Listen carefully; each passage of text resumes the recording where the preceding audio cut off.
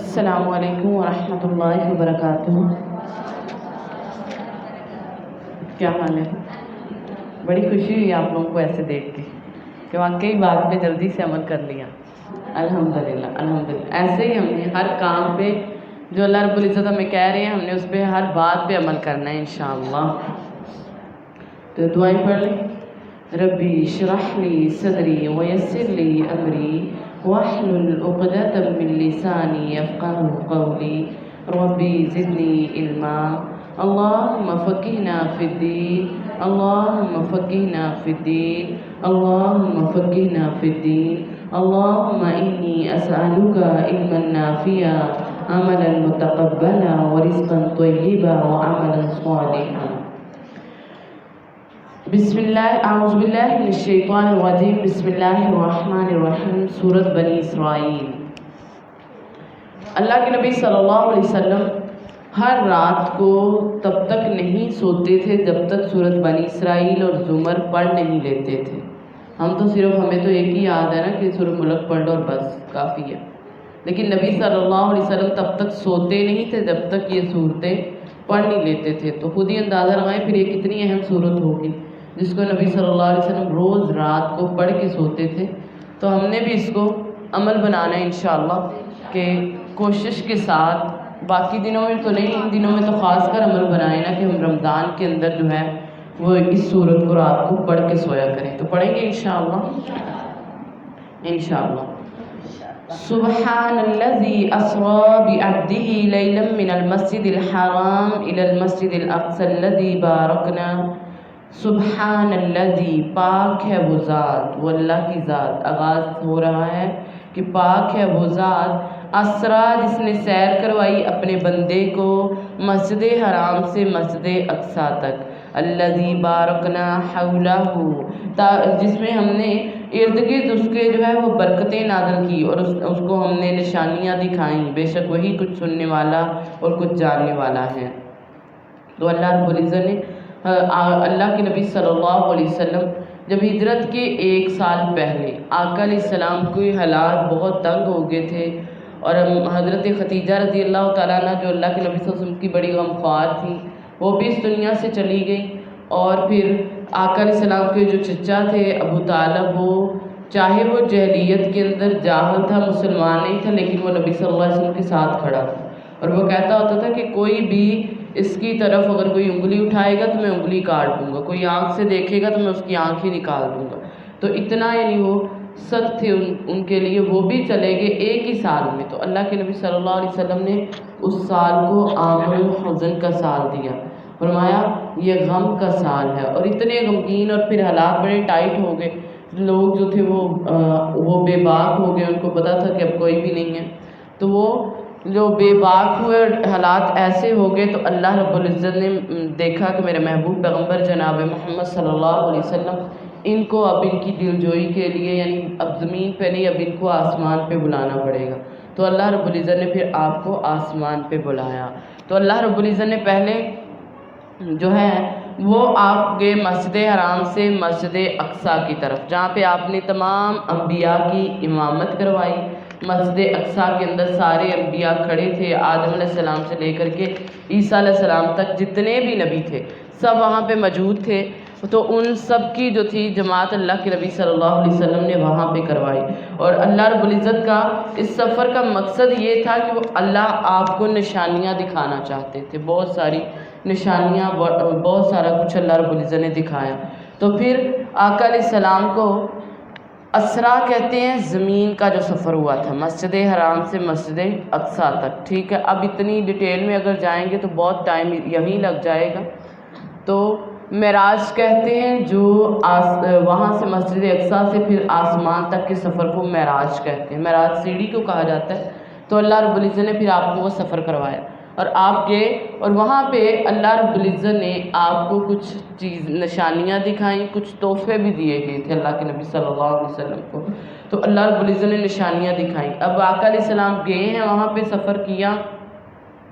اور جب وہاں پہ پہنچے تو اللہ کے نبی صلی اللہ علیہ وسلم کو ہر فرشتے جو تھے جہاں سے بھی گزرتے فرشتے آپ کو سلام کر رہے تھے، سلام کرتے ہوئے وہاں سے جو تھے وہ آپ پر گزر رہے تھے، اور پھر اللہ کے نبی صلی اللہ علیہ وسلم فرماتے ہیں کہ میں ایک ایسی قوم کے پاس گیا، میرا گزر ایک دو کا یہاں پہ ذکر کروں گی جو زیادہ ضروری ہے، یعنی اس کا علم ہمیں ہونا چاہیے۔ اللہ کے نبی صلی اللہ علیہ وسلم نے فرمایا کہ میں ایک ایسی قوم کے پاس سے گزرا کہ ان کے ناخن جو تھے وہ تانبے کے تھے، استغفر اللہ، تانبے کے ناخن تھے، اور وہ ان سے اپنے چہرے نوچ رہے تھے اور اپنے سینے نوچ رہے تھے، استغفر اللہ۔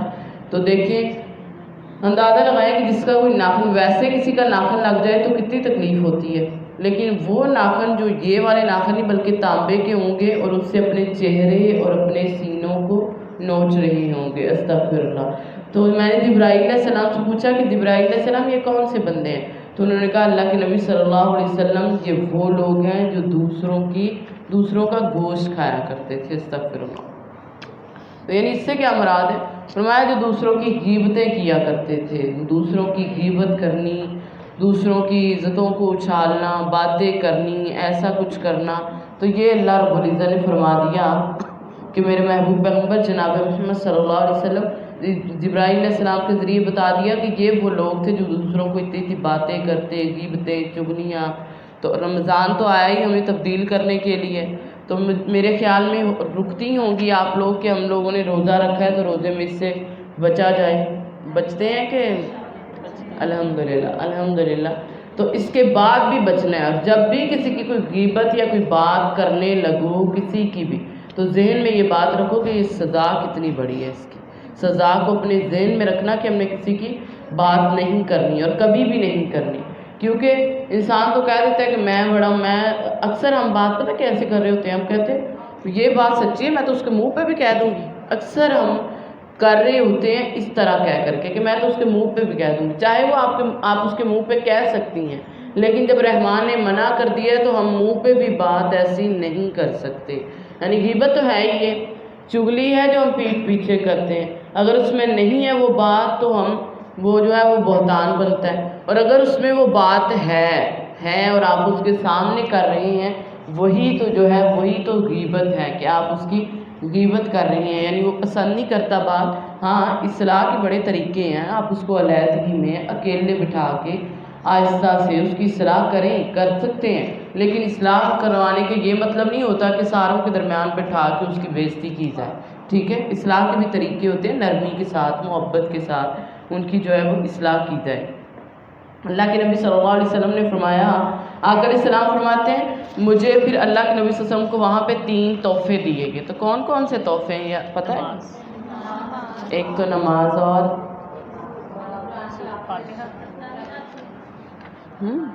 اللہ رب العزت نے 3 تحفے دیے، ایک تو فرمایا نماز کا تحفہ جی، اور دوسرا سورہ بقرہ کی آخری 2 آیات، اور تیسرا فرمایا تھا میرے محبوب پیغمبر جناب محمد صلی اللہ علیہ وسلم اگر آپ کی امت کا جو بھی شخص شرک کے بغیر مرے گا اس کی اللہ فرماتے میں بخشش کر دوں، شرک کے بغیر۔ تو جس نے شرک کیا وہ اس کی نہیں، جو شرک، یہ دیکھیں ہم معراج کے موقع پہ اللہ رب العزت نے یہ ایسا تحفہ یہ بات بتائی تھی، تو ہمیں بھی کیا کرنا ہے؟ شرک سے بچنا ہے، ہر صورت میں بچنا ہے کہ شرک نہ ہو جائے۔ تو فرمایا شرک کے بغیر جو کہ مرے گا اللہ رب العزت اس کو جو ہے وہ یہ ضرور دے، اس کی بخشش ضرور کریں گے۔ تو اللہ ہم سب کو شرک سے محفوظ رکھے۔ تو آقا علیہ السلام فرماتے ہیں وہاں پہ میری ملاقات حضرت ابراہیم علیہ السلام سے بھی ہوئی، اور دیکھیں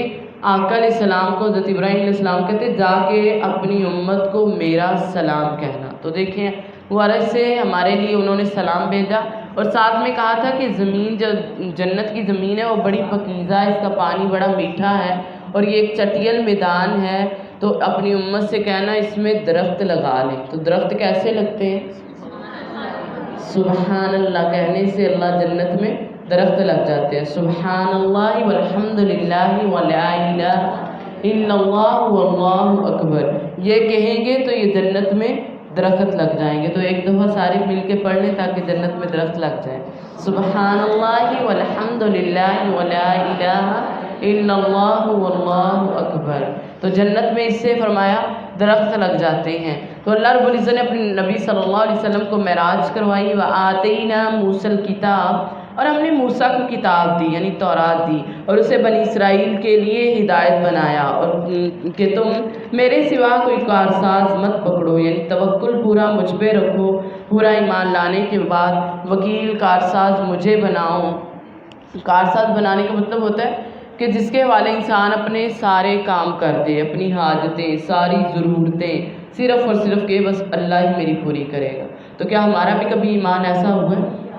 انشاءاللہ الحمدللہ۔ ذریۃ من حملنا مع نوح، اور ان لوگوں کی اولاد جنہیں ہم نے نوح کے ساتھ سوار کیا، بے شک وہ بے حد شکر گزار تھے۔ نوح علیہ السلام بے شک وہ بے حد شکر گزار تھے، کیونکہ انہوں نے بڑی محنتیں بڑی کی تھی، بڑا کچھ کیا، تو اس لیے اللہ رب العزت نے فرمایا کہ وہ بے شک بے حد جو تھے نوح علیہ السلام شکر گزار تھے۔ تو ہمیں بھی اللہ کے شکر گزار بننا ہے۔ اور اللہ کے نبی صلی اللہ علیہ وسلم ساری رات جو تھا وہ عبادت کرتے اور پاؤں مبارک سوج جاتے تھے، تو پوچھا آقا آپ اتنی مشقت کیوں کرتے ہیں، حالانکہ آپ کو تو اللہ رب العزت نے بتا دیا ہے کہ گناہ سارے معاف ہیں اور آپ سارے جہانوں کی سرکار اور جنت کا دروازہ آپ نے کھلوانا۔ تو اللہ کے نبی صلی اللہ علیہ وسلم فرماتے کہ میں اللہ کا شکر گزار بندہ نہ بنوں۔ تو یعنی نعمتوں کے بعد عبادت میں زیادہ ہو جانا چاہیے، تاکہ کیونکہ شکر گزاری یہ بھی ہے، یہ نہیں کہ بس زبان سے اللہ تیرا شکر ہے اللہ تیرا شکر ہے، وہ شکر کرتے کہ نہ نماز پڑھی نہ قرآن پڑھا نہ کچھ کیا، میں بڑا اللہ کا شکر کرتی ہوں۔ کیسے کرتے ہیں؟ میں ہر وقت کہتی ہوں اللہ تیرا شکر ہے۔ اچھا، نماز کے ساتھ عملی تصدیق ہونی چاہیے، ٹھیک ہے؟ عمل ہوگا تو آپ کہیں میں نے کھانا کھا لیا ہے، حالانکہ کھایا نہیں ہوگا، تو آپ کا پیٹ بھر جائے گا؟ یا آپ کہتے ہیں میں نے کھانا کھا لیا اور میں کہوں آپ کو میں نے کھلا دیا، ٹھیک ہے، تو کھایا گیا؟ نہیں۔ جب تک کھائیں گے نہیں تب تک کیسے پتہ چلے گا کہ ہم نے کھانا کھایا؟ تو جب تک عمل کریں گے نہیں، کچھ کریں گے نہیں، تب تک جو ہے وہ شکر کا کیسے پتہ چلے گا؟ تو جب بھی کھانا کھاؤ اللہ کا نام لے کر، جب بھی کھانے کے بعد کیا کہنا ہے؟ الحمدللہ۔ بچوں کو سکھاؤ، سب کرو کہ ہم لوگ جو ہے وہ کھانے کے بعد یہی کہنا چاہیے۔ وَقَضَيْنَا إِلَىٰ بَنِي إِسْرَائِيلَ، اور ہم نے بنی اسرائیل کو کتاب میں فیصلہ سنا دیا تھا کہ بے شک تم زمین میں ضرور 2 بار فساد کرو گے، بے شک تم ضرور سرکشی کرو گے، بہت بڑی سرکشی۔ پھر جب ان دونوں میں سے پہلی کا وعدہ آیا تو ہم نے تم پر اپنے سخت لڑائی والے کچھ بندے بھیجے، بس وہ گھروں کے اندر گھس گئے۔ یہ ایسے وعدہ تھا جو پورا کیا ہوا۔ پھر ہم نے تمہیں دوبارہ ان پر غلبہ دیا اور تمہیں مالوں اور بیٹوں سے مدد کی اور تمہیں تعداد میں زیادہ کر دیا۔ اگر تم نے بھلائی کی تو اپنی جانوں کے لیے بھلائی، اور اگر تم نے برائی کی تو وہ بھی اسی کے لیے۔ ان احسنتم احسنتم لانفسکم، یعنی اگر تم کوئی نیکی کرتے ہو تو وہ اپنی ہی جان کے لیے، اس پہ کسی کو کوئی نہیں ہے۔ ہماری نیکی کا فائدہ ہمیں ہی ہوتا ہے، کیونکہ نیکیاں کریں گے تو سہولیات رحمان کی طرف سے ہمیں ملیں گی نا۔ تو اگر ہم برا کریں گے تو نقصان بھی ہم پہ ہی ہے، اس کا وبال بھی ہم پہ ہی ہے۔ تو یہ بنی اسرائیل والوں کو اللہ رب العزت نے بڑا اللہ رب العزت نے ان پہ انعام کیے تھے، لیکن انہوں نے گناہ کیے، انہوں نے حضرت عیسیٰ علیہ السلام کے قتل کا منصوبہ بنایا، حضرت یحییٰ علیہ السلام کو قتل کر دیا گیا۔ تو اللہ نے ان کے اس ظلم کی وجہ پہ ان پر جو تھے وہ ظالم بادشاہ مسلط کر دیے، اور یہ 70 عیسوی میں ہوا تھا، اور ان پر ظالم بادشاہ مسلط ہوئے جنہوں نے حملہ کیا اور ان کا سارا کچھ تباہ کر دیا تھا۔ تو پہلا حملہ ہوا تو اللہ رب العزت سے معافی مانگنے لگے کہ اللہ ہمیں معاف کر دے، تو اللہ رب العزت نے دوبارہ سے حالات بدل دیے، یعنی تبدیلی آ گئی۔ تو پھر تبدیلی آئی، لیکن اللہ رب العزت نے مال بھی دیا، اولادیں بھی دی، سارا کچھ دیا۔ پھر دوبارہ سے ویسی سرکشیاں شروع کر دی، ویسی نافرمانیاں، ویسے سارا کچھ۔ تو اللہ رب العزت نے دوبارہ سے پھر ان کے اوپر جو تھا وہ ظالم حکمرانوں کو مسلط کر دیا۔ تو اگر تم کرو گے، فرمایا جو بھی برائی کرتا ہے اس کا بدلہ اس کے اوپر ہے۔ تو انسان پر زوال اس وقت آتا ہے جب وہ کوئی گناہ کر رہا ہو۔ جب بھی دیکھو کوئی ایسا معاملہ ہے، کچھ ہم جو ہمارے اوپر ایسے حالات آ گئے ہیں، تو فوری سے پہلے سوچو کہ ہم فوری کہتے ہیں اچھا نہیں یہ تو کوئی آزمائش ہی ہوگی، تو پہلے سوچنا چاہیے کہ میں نے کوئی غلطی تو نہیں کی، میں نے کوئی گناہ تو نہیں کیا۔ اگر کوئی غلطی کی ہے تو معافی مانگ لے، گناہ کیا ہے معافی مانگ لے، اللہ رب العزت حالات جو ہے وہ درست کر دیں گے۔ فرمایا اگر تم بھلائی کرو تو اپنی ہی جانوں کے لیے بھلائی ہے، اور اگر تم برائی کرو تو انہی کے لیے۔ پھر جب آخری بار کا وعدہ آیا تو ہم نے اور بندے تم پر بھیجے، تاکہ تمہارے چہرے بگاڑ دیں، استغفر اللہ، تاکہ وہ مسجدوں میں داخل ہوں جیسے وہ پہلی بار اس میں داخل ہوئے، تاکہ جس چیز پر غلبہ پائیں اسے برباد کر دیں، اور بری طرح برباد کرنا، یعنی کیونکہ جب بھی کوئی قوم کسی قوم پہ آتی ہے تو ایسے ہی آتی ہے، عسیٰ ربکم، قریب ہے تمہارا رب کہ تم پر رحم کرے اگر تم دوبارہ کرو گے، اور ہم بھی دوبارہ کریں گے، ہم نے جہنم کو کافروں کے لیے قید خانہ بنایا ہے، کافروں کے لیے جہنم جو ہے وہ قید خانہ ہے، یعنی اگر تم بدلو گے تو اللہ رب العزت فرما رہے ہیں اس میں ہمارے لیے بھی ایک سبق ہے کہ کوئی قوم ہو یا کوئی فرد ہو، کوئی بھی گھرانہ، اگر وہ اللہ کی طرف رجوع کرے گا تو اللہ کی رحمت اس پہ آئے گی، یعنی احسان کا بدلہ احسان ملے گا، لیکن اگر کوئی سرکشی کرے گا تو اس کی پکڑ ہوتی ہے، اور پکڑ یہ دنیا میں بھی ہوتی ہے اور آخرت میں بھی اس کی پکڑ جو ہے وہ ضرور ہوگی۔ ان ھذا القرآن، اور بے شک یہ قرآن اس راستے کی ہدایت دیتا ہے جو سب سے سیدھا ہے، اور ان ایمان والوں کو جو نیک عمل کرتے ہیں بشارت دیتا ہے، بے شک ان کے لیے بہت بڑا اجر ہے، اور یہ کہ بے شک جو لوگ آخرت پر ایمان نہیں رکھتے ہم نے ان کے لیے دردناک عذاب تیار کر رکھا ہے۔ تو اللہ رب العزت نے فرمایا کہ قرآن جو ہے وہ ہدایت ہے، یعنی قرآن سب سے سیدھا راستہ دکھاتا ہے، اس لیے انسان سیدھے راستے پر نہیں تب تک چل سکتا جب تک قرآن سے رہنمائی حاصل نہیں کرے گا۔ اسی لیے اللہ کے نبی صلی اللہ علیہ وسلم نے کہتے ہیں رضی اللہ تعالیٰ عنہ کہ قرآن کو لازم پکڑو کیونکہ وہ عقل کی تیزی ہے، یعنی عقل کو تیز کر دیتا ہے، حکمت کی روشنی اور علم کا سرچشمہ ہے، اور رحمان کی طرف سے نازل ہونے والی کتابوں میں سب سے نئی کتاب ہے۔ اور فرمایا حقیقت یہ ہے کہ جو شخص تھوڑی سی بھی کوشش کرتا ہے، یعنی جو تھوڑی سی بھی کوشش کرے گا نا کہ میں قرآن کو سمجھ کے پڑھوں، تو اللہ اس کے دل کی دنیا بدل دے گے۔ تو قرآن کو سمجھ کے پڑھنے سے کوشش کریں گے تب ہی دل کی دنیا بدلے گی، ویسے جو ہے وہ نہیں بدلنی۔ تو اگر چاہتے ہیں کسی بھی چیز کا حل مل جائے، کوئی علاج، کوئی شفا، تو ہمیں کیا کرنا چاہیے؟ قرآن کو لازم پکڑیں، قرآن کی طرف آ جائیں، اس کی طرف لوٹیں، یہی قرآن جو ہے وہ ہمارے لیے شفا ہے، اس کی طرف رجوع کریں گے تو یہی گناہوں کی معافی ہے اور اعمال کو درست کرنے والا ہے۔ تو جو لوگ قرآن پڑھتے اور اس پہ عمل کرتے ان کے لیے بہت بڑے اجر ہیں، لیکن جو دوسرے لوگ ہیں ان کے لیے آخرت میں اللہ رب العزت نے عذاب تیار کیا۔ تو دونوں راستے رحمان نے ہمیں دکھا دیے۔ وَيَدْعُ الْإِنسان، اور انسان پکارتا ہے، انسان برائی کی دعا کرتا ہے اپنے بلائی کی دعا کرنے کی طرح، انسان ہمیشہ سے جلد باز ہے۔ تو یہاں پہ انسان کو جلد باز کہا گیا کیونکہ وہ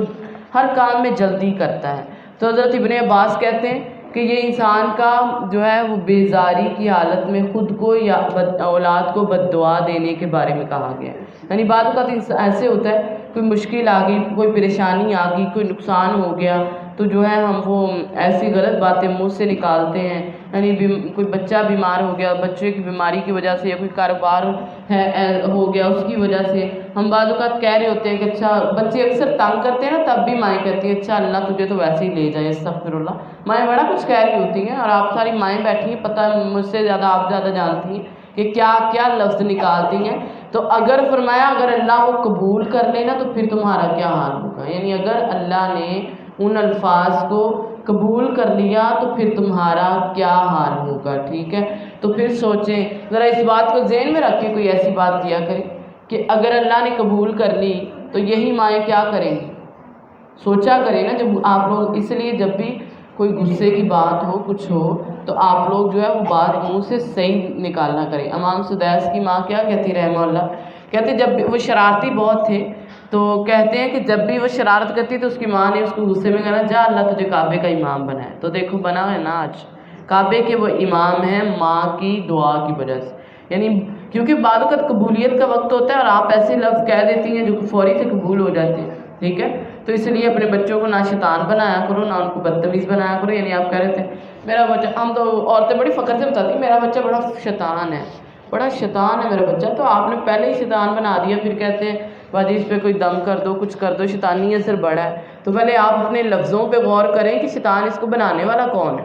آپ نے خود کہہ کہ اس کو شیطان بنایا، اور شیطان بڑا خوش ہو رہا ہوتا ہے کہ دیکھو اس کی ماں یہ ہے انسان لیکن اس کو شیطان کہہ رہی ہے، تو ہم شیطان کو خوش کر رہے ہوتے ہیں۔ تو اس لیے جلد بازی میں کبھی بھی غصہ آ جائے، کسی کو ڈانٹ رہے ہیں، کچھ بھی ہو جائے تو بد دعا نہیں دینی، کیونکہ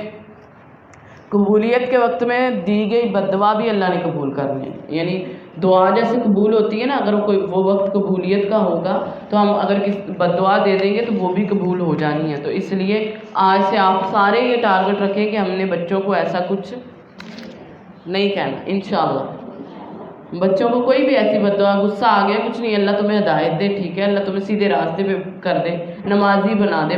بڑے کلمات ہیں جو سیدھے ان کو کہہ سکتے ہیں، تو ایسے ہی بچے کو کہیں، ٹھیک ہے۔ اللہ کے نبی صلی اللہ علیہ وسلم نے فرمایا تھا کہ باپ کی بیٹے کے حق میں بد دعا بہت جلدی لگتی ہے، اس لیے باپوں کو بھی بچوں کو بتا دینا کہ ابو کے آگے بھی نہیں بولنا، ویسے ابو کے آگے کم ہی بولتے ہیں، زیادہ ماں کو ہی تنگ کرتے ہیں، تو باپوں کی بھی فرمایا بد دعا جو ہے وہ بہت جلدی قبول ہوتی ہے۔ وَجَعَلْنَا اللَّيْلَ وَالنَّهَارَ، اور ہم نے رات اور دن کو دو نشانیاں بنایا، پھر ہم نے رات کی نشانی کو مٹا دیا اور دن کی نشانی کو روشن بنایا، تاکہ تم اللہ کا کچھ فضل تلاش کرو اور تاکہ تم سالوں کی گنتی اور حساب معلوم کرو، اور ہر چیز ہم نے اسے کھول کر بیان کیا، خوب کھول کر بیان کرنا۔ وَكُلَّ إِنسَانٍ، اور ہر انسان کو ہم نے اسے اس کا نصیب اس کے گردن میں لازم کر دیا، یعنی جو انسان ہے نا، اللہ رب العزت نے فرمایا ہم نے اس کا نصیب جو ہے وہ اس کے گردن میں لٹکا دیا ہے، اس کے گردن میں ہے، یعنی اس کے انسان کی یہ نیک وقت ہے، بد وقت ہے، اس کا انجام، اس کی بھلائی، اس کی برائی وہ کیسا ہے، اس کی ذات کے اندر سب سے زیادہ پتہ ہے، اس کو سارا کچھ اس کی ذات میں زیادہ پتہ ہے۔ اور فرمایا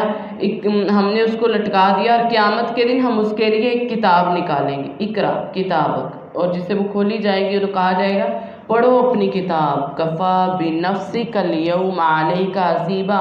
آج تو خود اپنے آپ پر محاسبہ ہوگا، یعنی محاسبہ تجھے خود کو کرنا ہوگا۔ تو دیکھیں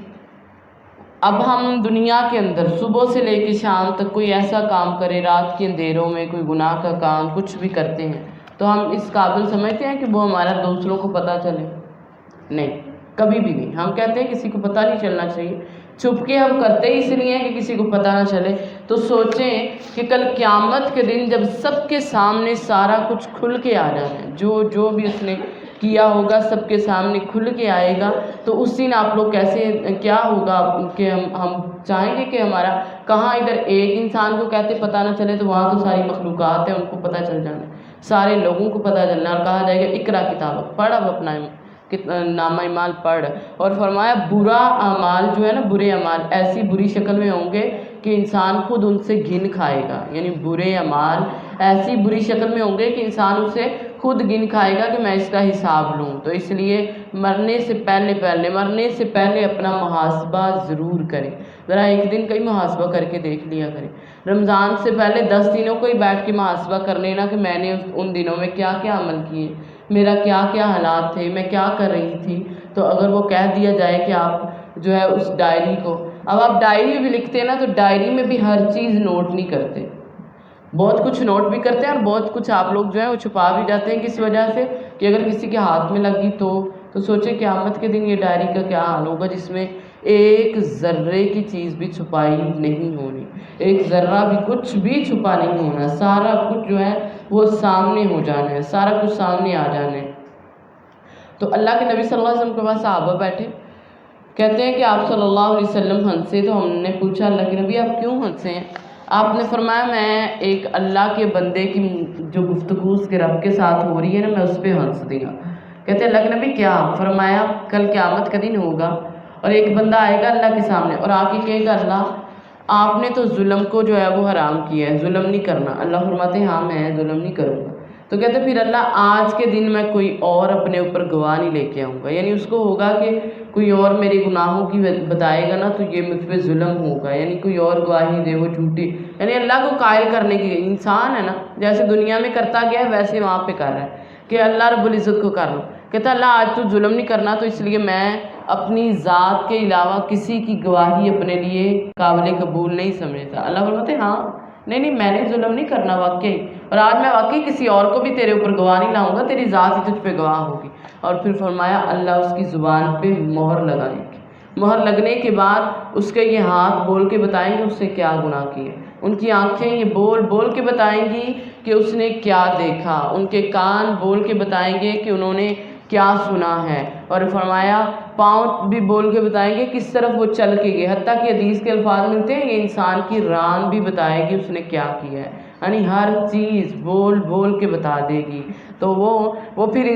ان سے لڑے گا، ان سے کہے گا دور ہو جاؤ دور ہو جاؤ، میں تو تمہارے لیے یہ سارا جھگڑا کر رہا تھا لیکن تم نے خود ہی سارا کچھ بتا دیا۔ تو آج ہم دیکھیں ذرا، سوچا کریں جب بھی کوئی ایسا کام کر رہی ہوتی ہیں، کچھ ایسی سن رہی ہیں یا دیکھ رہی ہیں کوئی ایسی چیزیں، یا کسی ایسے کام کی طرف آپ کا ہاتھ یا پاؤں بڑھ رہے ہیں، تو یہ سوچا کریں کہ کل انہوں نے میری گواہی دینی ہے، انہوں نے بول کے بتا دینا میں نے کیا کیا ہے۔ تو جب انسان کے ذہن میں یہ بات ہوگی نا تو میرے خیال میں کوئی ایسا کام نہیں کر سکے گا کہ میں فحش دیکھ رہی ہوں، میں لغو سن رہی ہوں، جو بھی کچھ کر رہی ہوں، یہ سارا کچھ جو ہے یہ انہوں نے جن کانوں کے اوپر میں نے کیا ہوا ہے نا، انہوں نے بول بول کے بتا دینا ہے۔ فَمَنِ اهْتَدَىٰ فَإِنَّمَا يَهْتَدِي لِنَفْسِهِ، اور جس نے ہدایت پائی وہ اپنی ہی جان کے لیے ہدایت پاتا ہے، اور جو گمراہ ہوا تو اسی پر گمراہ ہوتا ہے۔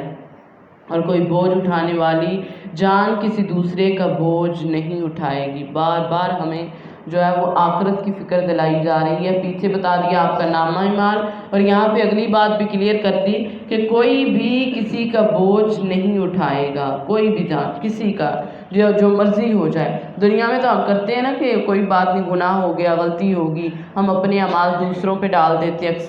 اکثر اپنے آپ کو بچا لیتے ہیں کہ کوئی اور کہہ دیتے ہیں کہ نہیں میں نے نہیں یہ کیا، فلاں کی وجہ سے یہ ہوا ہے، میں نے تو یہ گناہ کیا ہی۔ اور اکثر ہماری جو نئی جنریشن ہے وہ کہیں نہ کہیں اپنے ماں باپ کو قصوروار ٹھہرا رہی ہوتی ہے، استغفر اللہ، کبھی وہ استاد کو ٹھہرا رہے ہوتے ہیں، کبھی وہ معاشرے کو کہتے ہیں نہیں ہم ایسے نہیں، معاشرہ ہی ایسا ہے جس وجہ سے ایسے ہو گئے۔ تو یہاں پہ جس کو مرضی قصوروار ٹھہراؤ، لیکن قیامت کے دن کوئی کسی کا بوجھ نہیں اٹھائے گا، وہاں پہ کوئی نہیں ہوگا کہ میں آج کسی اور کو کہہ دوں کہ اس کی وجہ سے یہ سارا کچھ ہو گیا۔ نہیں، قیامت کے دن ہر ایک نے اپنا بوجھ خود اٹھانا ہے۔ تو ذرا اپنا بوجھ اندازے لگائیں، کتنا کا بیگ ہے آپ لوگوں کے پاس، کتنا کا بوجھ ہے، گناہوں کا بوجھ اتارا ہے یا ابھی لے کے بیٹھے ہیں؟ وہ نہ ہو کہ گناہوں کا بوجھ ہو اور وہاں پہ جا کے اتارنے کی طاقت ہی نہ ہو ہمارے پاس، ہم اتارنا چاہتے لیکن وہاں پہ اتنا وزنی ہو کہ اٹھا ہی نہ سکے ہم۔ تو اتنا سا بیگ ہونا چاہیے جتنا سا ہم اٹھا کے چلنے کی طاقت رکھتے ہیں۔ اور کوئی جان، چاہے وہ ماں ہے چاہے وہ باپ ہے، کیونکہ دنیا کے اندر تو کوئی بوجھ اٹھا کے جا رہا ہوتا ہے نا تو کوئی دیکھ کے کسی نہ کسی کو رحم آ ہی جاتا ہے۔ راہ چلتا کوئی بھی ہے نا وہ دیکھتا ہے نا اگر کسی نے کوئی بوجھ اٹھایا کہتے لائیں میں آپ کی ہیلپ کر دیتا ہوں، لیکن وہاں پہ ماں جو ہے اس نے بھی نہیں کہنا، باپ نے بھی نہیں کہنا، بھائیوں نے، کسی نے بھی نہیں کہنا کہ ہم آپ کا بوجھ اٹھا لیں، انسان نے خود اٹھانا ہے۔ وَمَا كُنَّا مُعَذِّبِينَ، اور فرمایا ہم کبھی بھی کسی بھی، اللہ رب العزت فرماتے ہیں کبھی بھی کسی بھی کو عذاب نہیں دینے والے یہاں تک کہ کوئی پیغام پہنچانے والا رسول بھیج دیں، یعنی جب تک اللہ کوئی رسول نہیں بھیج دیتے جو پیغام لے کے اللہ کا آ جائے، اللہ رب العزت کسی پہ کوئی عذاب نہیں بھیجتے۔ تو اس لیے اللہ رب العزت کو بلیم دینا بند کیا کریں کہ یہ ہم ایسے اور ایسے۔ قرآن نے ہر چیز کو واضح کر کے ہمارے سامنے کھول کے بیان کر دیا ہے۔ وَإِذَا أَرَدْنَا، اور جب ہم ارادہ کرتے ہیں کہ کسی بستی کو ہلاک کریں تو اس کے خوشحال لوگوں کو حکم دیتے ہیں، پھر وہ اس میں حکم نہیں مانتے تو اس پر بات ثابت ہو جاتی ہے، پھر ہم اسے برباد کرتے، بری طرح برباد کرنا۔ اور ہم نے نوح کے بعد کتنے ہی زمانے کے لوگوں کو ہلاک کر دیا، اور تیرا رب اپنے بندوں کے گناہوں کو پوری طرح جو ہے وہ خبر رکھنے والا ہے اور سب کچھ دیکھنے والا ہے۔ رحمان من کان یرید العاجلہ، جو شخص جلدی دینے والی یعنی دنیا کا ارادہ کرتا ہے تو ہم اس کو جلدی دے دیں گے، جلدی یعنی دنیا، جو شخص دنیا کا ارادہ کرتا ہے ہم اس کو دنیا دے دیتے ہیں، اور جس کے لیے چاہیں گے، جو چاہیں گے اور جس کے لیے چاہیں گے، پھر ہم نے ان کے لیے جہنم بنا رکھی ہے اور وہ اس میں داخل ہوگا مذمت کیا ہوا، دھتکارا ہوا۔ یعنی نیکی کرتا ہے کوئی بھی اور کہتا ہے مجھے دنیا میں تعریف مل جائے، مجھے دنیا میں اس کا بدلہ ملنا چاہیے، تو فرمایا ہم اس کو پھر دنیا میں بدلہ تو دے دیتے ہیں لیکن قیامت کے دن اس کے لیے پھر کچھ نہیں ہوگا۔ وَمَنْ أَرَادَ الْآخِرَةَ، اور جو کوئی آخرت کا ارادہ کرتا ہے، وَسَعَىٰ لَهَا، اور فرمایا اس کے لیے کوشش بھی کرتا ہے۔ اب دیکھیں آخرت کے ارادے کے ساتھ کوشش کا لفظ آیا تو بیٹھے بٹھائے جو ہے وہ آخرت نہیں ملنی، آخرت نہیں سنورنی، بلکہ ساتھ میں فرمایا ہے جو کوئی بھی کوشش کرے گا جو اس کے لائق ہے، اور فرمایا جبکہ وہ مومن، تو یہی لوگ ہیں جن کی کوشش ہمیشہ سے قدر کی ہوئی ہوتی ہے، ان کے لیے ان کی کوشش کی بھی قدر کی جاتی ہے۔ تو آخرت کے ارادے کرنے والے کو کیا کرنا چاہیے؟ پہلے ارادہ پھر کوشش۔ ارادے کے بغیر کوشش نہیں ہوتی، کیونکہ بچے دیکھیں، اب بچے کوئی ارادہ کرتا ہے کہ میں نے یہ کرنا ہے، کوئی بھی ڈگری لینی ہے، کوئی کہتا ہے میں نے ایم اے کرنا ہے، کوئی کہتا ہے میں ڈاکٹر بن رہا ہوں، انجینئر بننا ہے، یہ بھی پہلے وہ اس کا ذہن ارادہ بنتا ہے، پھر کیا کرتا ہے وہ کوشش کرتا ہے، اور جتنی جون سی ڈگری چاہیے ہوتی ہے نا، اس لحاظ سے محنت کرتا ہے، اس لحاظ سے کوشش کرتا ہے۔ تو ہم نے بھی جو ہمیں درجہ چاہیے قیامت کے لیے، تو اس کے لیے ہم نے بھی وہی کوششیں کرنی ہیں، اس کے لیے کوشش کرتے رہنا ہے۔ تو اللہ کے نبی صلی اللہ علیہ وسلم، حضرت ابوذر کہتے ہیں کہ اللہ کے نبی صلی اللہ علیہ وسلم نا آقا علیہ السلام کے ساتھ تھا، اور آپ کے ہاتھ میں میرا ہاتھ تھا، اور اللہ کے نبی صلی اللہ علیہ وسلم نے فرمایا ابوذر، اگر میرے پاس سونے کے برابر احد پہاڑ کے برابر سونا اور چاندی ہونا، تو فرمایا میں پسند کروں گا کہ میں اس سارے کو خرچ کر دوں، اور جس دن میں اس دنیا سے جاؤں نا، تو میرے پاس ایک قرات بھی اس میں سے نہ ہو۔ تو حضرت ابوذر رضی اللہ عنہ کہتے ہیں اللہ کے نبی صلی اللہ علیہ وسلم ایک کنتار کہتے ہیں خزانہ تھوڑا سا جو ہوتا ہے اس کو، کہ اللہ کے نبی ایک کنتار، آپ نے فرمایا ابی ہریرہ میں آخرت کی بات کر رہا ہوں، تم دنیا کی بات کر رہے ہیں۔ کہتے ہیں اللہ کے نبی صلی اللہ علیہ وسلم نے یہ 3 بار بات کی کہ ابی ہریرہ میں تو آخرت کی بات کر رہا ہوں اور تم دنیا کی بات کر رہے ہو، یعنی تم کہتے ہو میں دنیا کے لیے کچھ چھوڑ کے جاؤں، اور میں کہتا ہوں کہ میں آخرت کے لیے کچھ کروں۔ اب نبی صلی اللہ علیہ وسلم کا یہ عالم ہے، تو ذرا سوچیں ہمارا کیا ہوگا؟ ہمارے پاس کوئی سونا اتنا آ جائے تو دیں گے؟ اتنا کبھی بھی نہیں، سنبھال کے رکھتے ہیں اس کو، خزانہ سمیٹ کے سنبھال کے۔ تو آگے بھی ان کی بھی بات اللہ رب العزت فرما رہے ہیں، فرمایا کہ آخرت چاہنے والے، اور کلن نمدو ہؤلاء، فرمایا ہم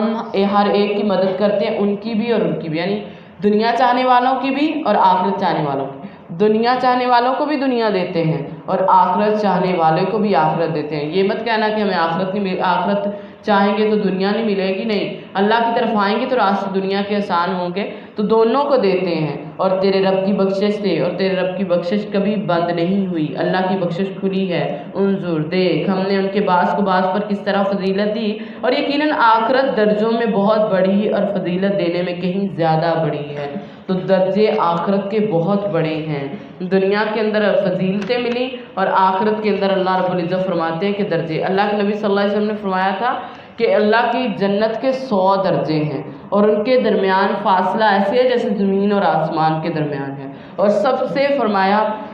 جو ہے وہ جنت الفردوس کا اعلیٰ درجہ ہے، اعلیٰ ترین، کیونکہ اس سے 4 نہریں نکلتی ہیں، اور اس کے اوپر اللہ کا عرش ہے۔ اور فرمایا جب بھی تم سوال کرو تو اللہ سے جنت الفردوس کا کرو، تو اللہ رب العزت سے ہمیشہ سوال کرو اللہم انی اسالک جنت الفردوس، کہ اللہ مجھے جنت الفردوس دے دے۔ تو فرمایا اللہ سے درجوں میں جو ہے وہ ملیں گے۔ لا تجعل مع اللہ کے سوا کوئی دوسرا معبود مت بناؤ، ورنہ مذمت کیا ہوا بے یار و مددگار ہو کر بیٹھ جاؤ گے، تو دوسرے معبود بناؤ گے۔ یہاں پہ آگے ہم انشاءاللہ 15 احکام تقریباً جو ہم اب یہاں پہ پڑھیں گے۔ تو پہلی بات فرمایا اللہ کے علاوہ دوسرا کوئی معبود مت بناؤ، کسی اور کو مت بناؤ، ورنہ بے یار و مددگار چھوڑ دیے جاؤ گے۔ جب ہم معبود کسی اور کو بنائیں گے تو ظاہری بات ہے دنیا کے اندر ہمارا کوئی جو ہے وہ ہمارا جو اپنا ہو، کچھ ہو، یہ اندازہ لگانے مثال تھوڑی سی لے لیں کہ جب یہ الیکشن وغیرہ ہوتے ہیں تو جو پارٹی، اگر کوئی پارٹی کا بندہ دوسری پارٹی میں چلا جائے تو وہ جس پارٹی کا ہوتا ہے نا پہلے، وہ پارٹی والے کہتے نہیں اب اس پہ ہاتھ نہیں رکھنا، اس کو کچھ دینا نہیں ہے، کیونکہ وہ دوسروں کے ساتھ میں لگے ہیں۔ تو سوچیں رحمان تو اس سے بھی بہت بڑے ہیں، جب ہم رحمان کو چھوڑ کے دوسروں کی طرف جاتے ہیں، دوسروں کے پاس، دوسروں کے آگے سر جھکاتے ہیں، دوسروں کے درباروں پہ جا کے نظر و نیاز چڑھا رہے، کر رہے سارا کچھ، تو اللہ رب العزت فرما رہے ہیں کہ اگر ایسے کرو گے تو بے یار و مددگار چھوڑ دیے جاؤ گے۔ تو آج کل سارے بے یار و مددگار اسی وجہ سے ہیں جو ہے دوسروں کے دروں پہ جا رہے رحمان کو چھوڑ کے۔ وَقَضَىٰ رَبُّكَ أَلَّا تَعْبُدُوا، اور فرمایا تیرے رب نے فیصلہ کیا کہ اللہ کے سوا کسی کی عبادت نہ کرو، اور ماں باپ کے ساتھ اچھا سلوک کرو۔ اگر کبھی تیرے پاس دونوں میں سے ایک یا دونوں بڑھاپے کو پہنچ جائیں. تو اللہ رب العزت نے یہاں خاص بڑھاپے کی بات کی ہے، کیونکہ اس وقت ماں باپ جو ہیں وہ کمزور ہو جاتے ہیں اور اولاد جوان ہو جاتی ہے. تو فرمایا اگر تم دونوں کے پاس وہ بڑھاپے کو پہنچ جائیں تو ان کو اف بھی نہیں کہنا، ولا تنہرہما، اور نہ ہی ان کو جھڑکیں، اور ان سے بہت کرم والی بات کریں. واخفض لہما، اور ان دونوں کے لیے اپنے بازو جو ہیں وہ جھکائے رکھیں، نرمی کے ساتھ بازو جھکائے رکھیں، اور ان کے لیے کہیں وَقُلْ رَبِّ ارْحَمْهُمَا كَمَا رَبَّيَانِي صَغِيرًا. تو رب ارحمہما کما ربیانی صغیرا، کہ اللہ ان دونوں پر رحم کر جیسے انہوں نے چھوٹے ہونے کی حالت میں مجھے پالا. تو یہ والدین کے لیے، کیونکہ والدین چاہے وہ زندہ ہیں چاہے وہ فوت ہو چکے ہیں، تو دونوں کے لیے ہم دعا کریں گے، یہ والی دونوں والدین کے لیے. اور والدین سب سے زیادہ حق رکھتے ہیں کہ ہم ان کے لیے دعا کریں. تو آپ لوگ یہ کر لیں کہ جب بھی کوئی آپ کچھ بھی کر رہے ہیں دن کے اندر لازمی اپنے والدین کے لیے دعا کیا کریں. اب دیکھیں یہاں پہ اللہ رب العزت نے بتا دیا ہے کہ کیا کرنا ہے، والدین کے لیے نرمی سے جھکائیں اور اف بھی نہیں کرنا. لیکن آج کل یہ الٹ ہو رہا ہے، مائیں حکم ہے اولاد کو کہ اولاد کو حکم ہے کہ وہ والدین کو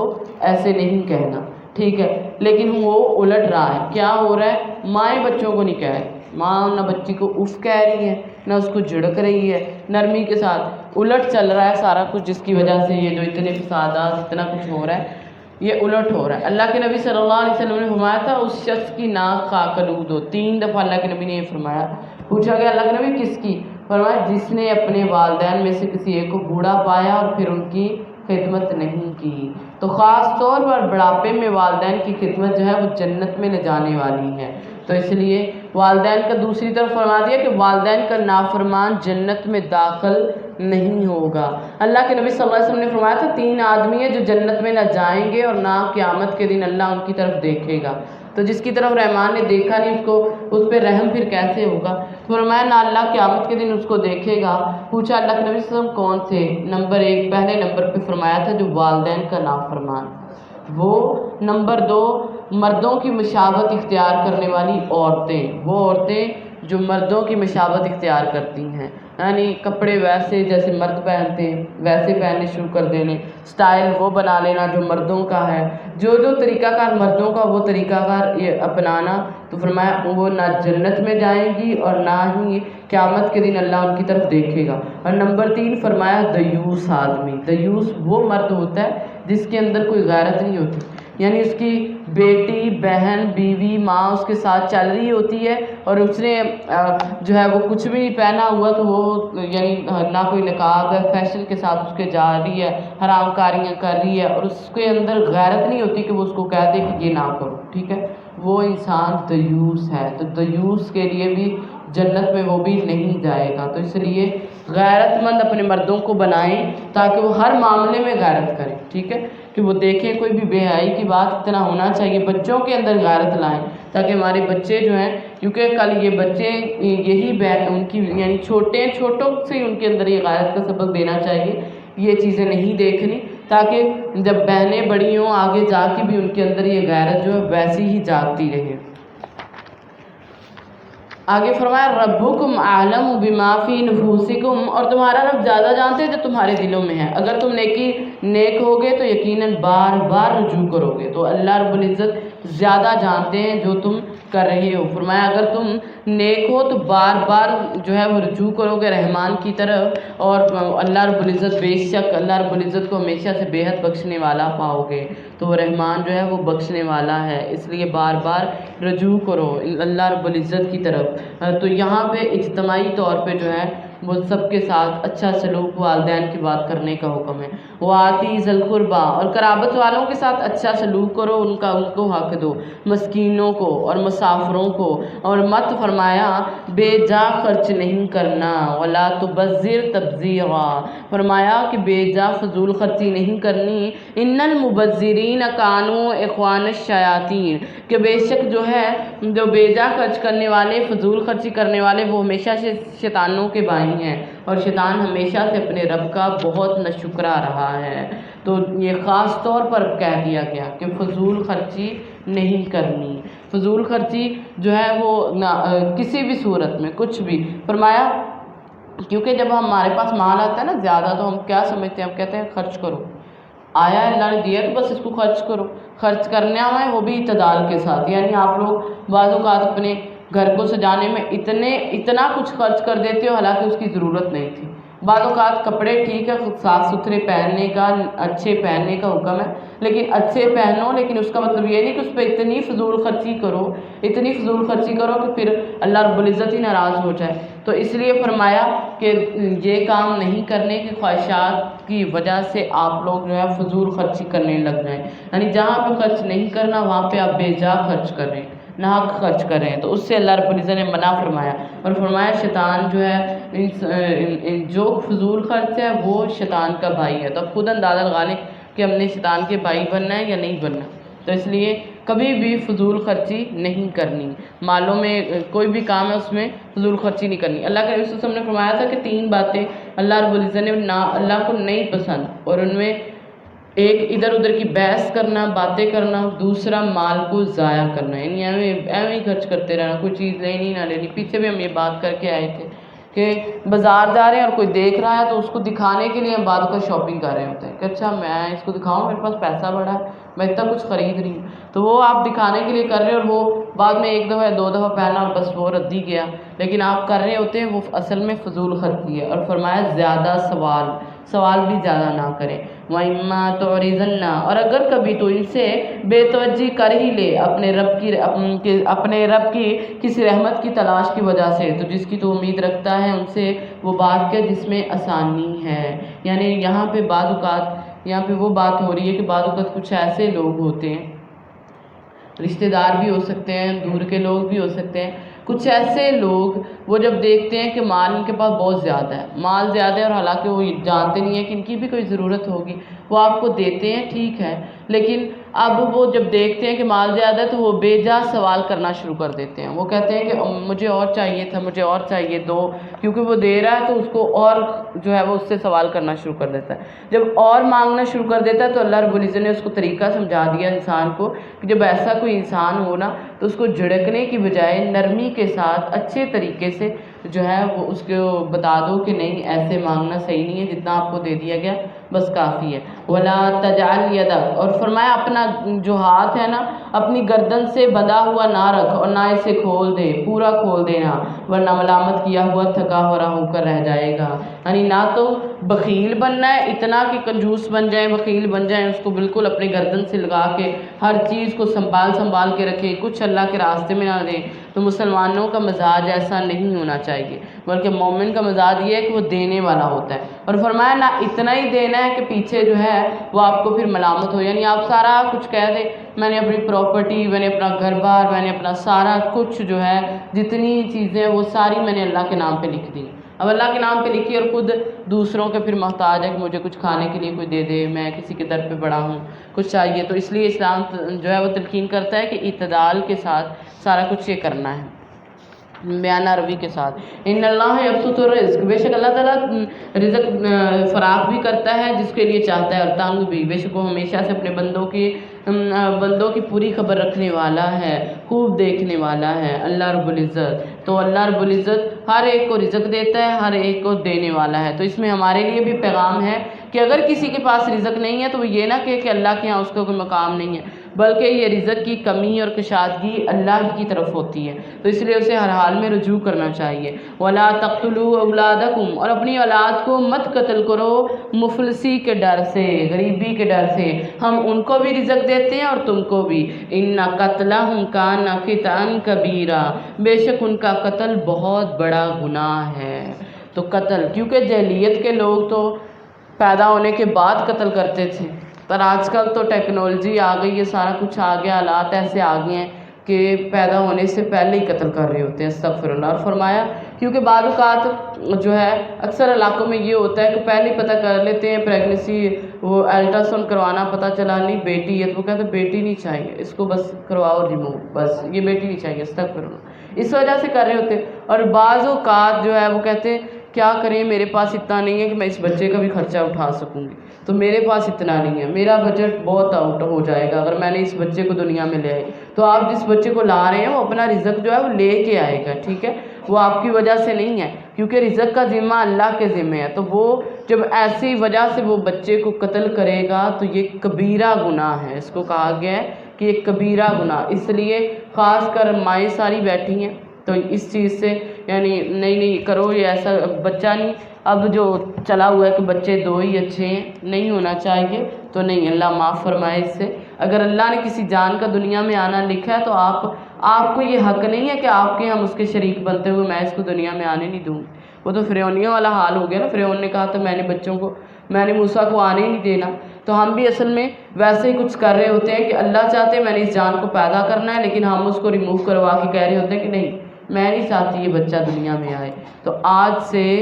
بچیاں بھی آگے، آپ کی بچیاں ماشاءاللہ سے جن کی شادیاں ہو چکی ہیں، بچیاں آ کے کہتی ہیں نہیں میں نہیں چاہتی اور بچہ، نہیں بس یہ ہے تھوڑا سا تو میں کوئی میڈیسن کھا لیتی ہوں، کچھ کروا لیتی ہوں، تو ایسا نہیں کرنا، ان کو روکیں کہ یہ جو ہے یہ کبیرہ گناہ ہے، استغفر اللہ، وہ گناہ جس کی معافی نہیں ہونی۔ وَلَا تَقْرَبُوا الزِّنَا، اور زنا کے قریب مت جاؤ، بے شک وہ ہمیشہ سے بڑی بے حیائی اور برا راستہ ہے۔ اللہ کے نبی صلی اللہ علیہ وسلم نے فرمایا کہ جب انسان زنا کرتا ہے نا تو ایمان اس سے نکل جاتا ہے، ایمان نکلتا ہے، اور حدیث کے الفاظ ہیں ایسے ہو جاتا ہے جیسے چھتری نہیں ہوتی اوپر کھڑا ہو جاتا ہے، جب پھر وہ یعنی کام کو کر لیتا ہے تو دوبارہ آتا ہے واپس، پھر دوبارہ سے۔ تو سوچیں اگر زنا کیا اور اس کے بعد جو ہے موت آ گئی تو اسی حالت میں مرو گے جب ایمان انسان کے اندر نہیں ہوگا۔ تو دیکھو زنا سے منع کیا گیا، فرمایا قریب بھی نہیں جانا، قریب جانے سے مطلب کہ وہ کام نہیں کرنے جس کا اندیشہ ہے کہ زنا ہو سکتا ہے، ٹھیک ہے، وہ کچھ نہیں کرنا۔ اور اللہ کے نبی صلی اللہ علیہ وسلم نے فرمایا کہ اللہ رب العزت نے انسان کے تقدیر میں زنا میں سے اس کا حصہ لکھ دیا ہے جس کو وہ ضرور پالے گا، اور فرمایا کہ آنکھوں کا زنا دیکھنا ہے، استغفر اللہ، آنکھوں کا زنا دیکھنا ہے، یعنی وہ جو بھی کچھ دیکھ رہا ہوتا ہے تو وہ آنکھوں کا اس کا زنا جو ہے وہ دیکھنا ہے، اور فرمایا کہ کانوں کا زنا سننا ہے، زبان کا زنا جو ہے وہ بات کرنا، ہاتھ کا زنا پکڑنا ہے، اور پاؤں کا زنا چل کے جانا ہے، اور دل اور خواہشات اور تمنا کرنا، اور فرمایا کہ یہ سارے زنا ہیں۔ اور دیکھیں اگر کبھی ایسا یعنی اب جو ہے وہ اس چیز کو ایک معمولی سمجھ لیا گیا کہ نہیں کوئی بات نہیں،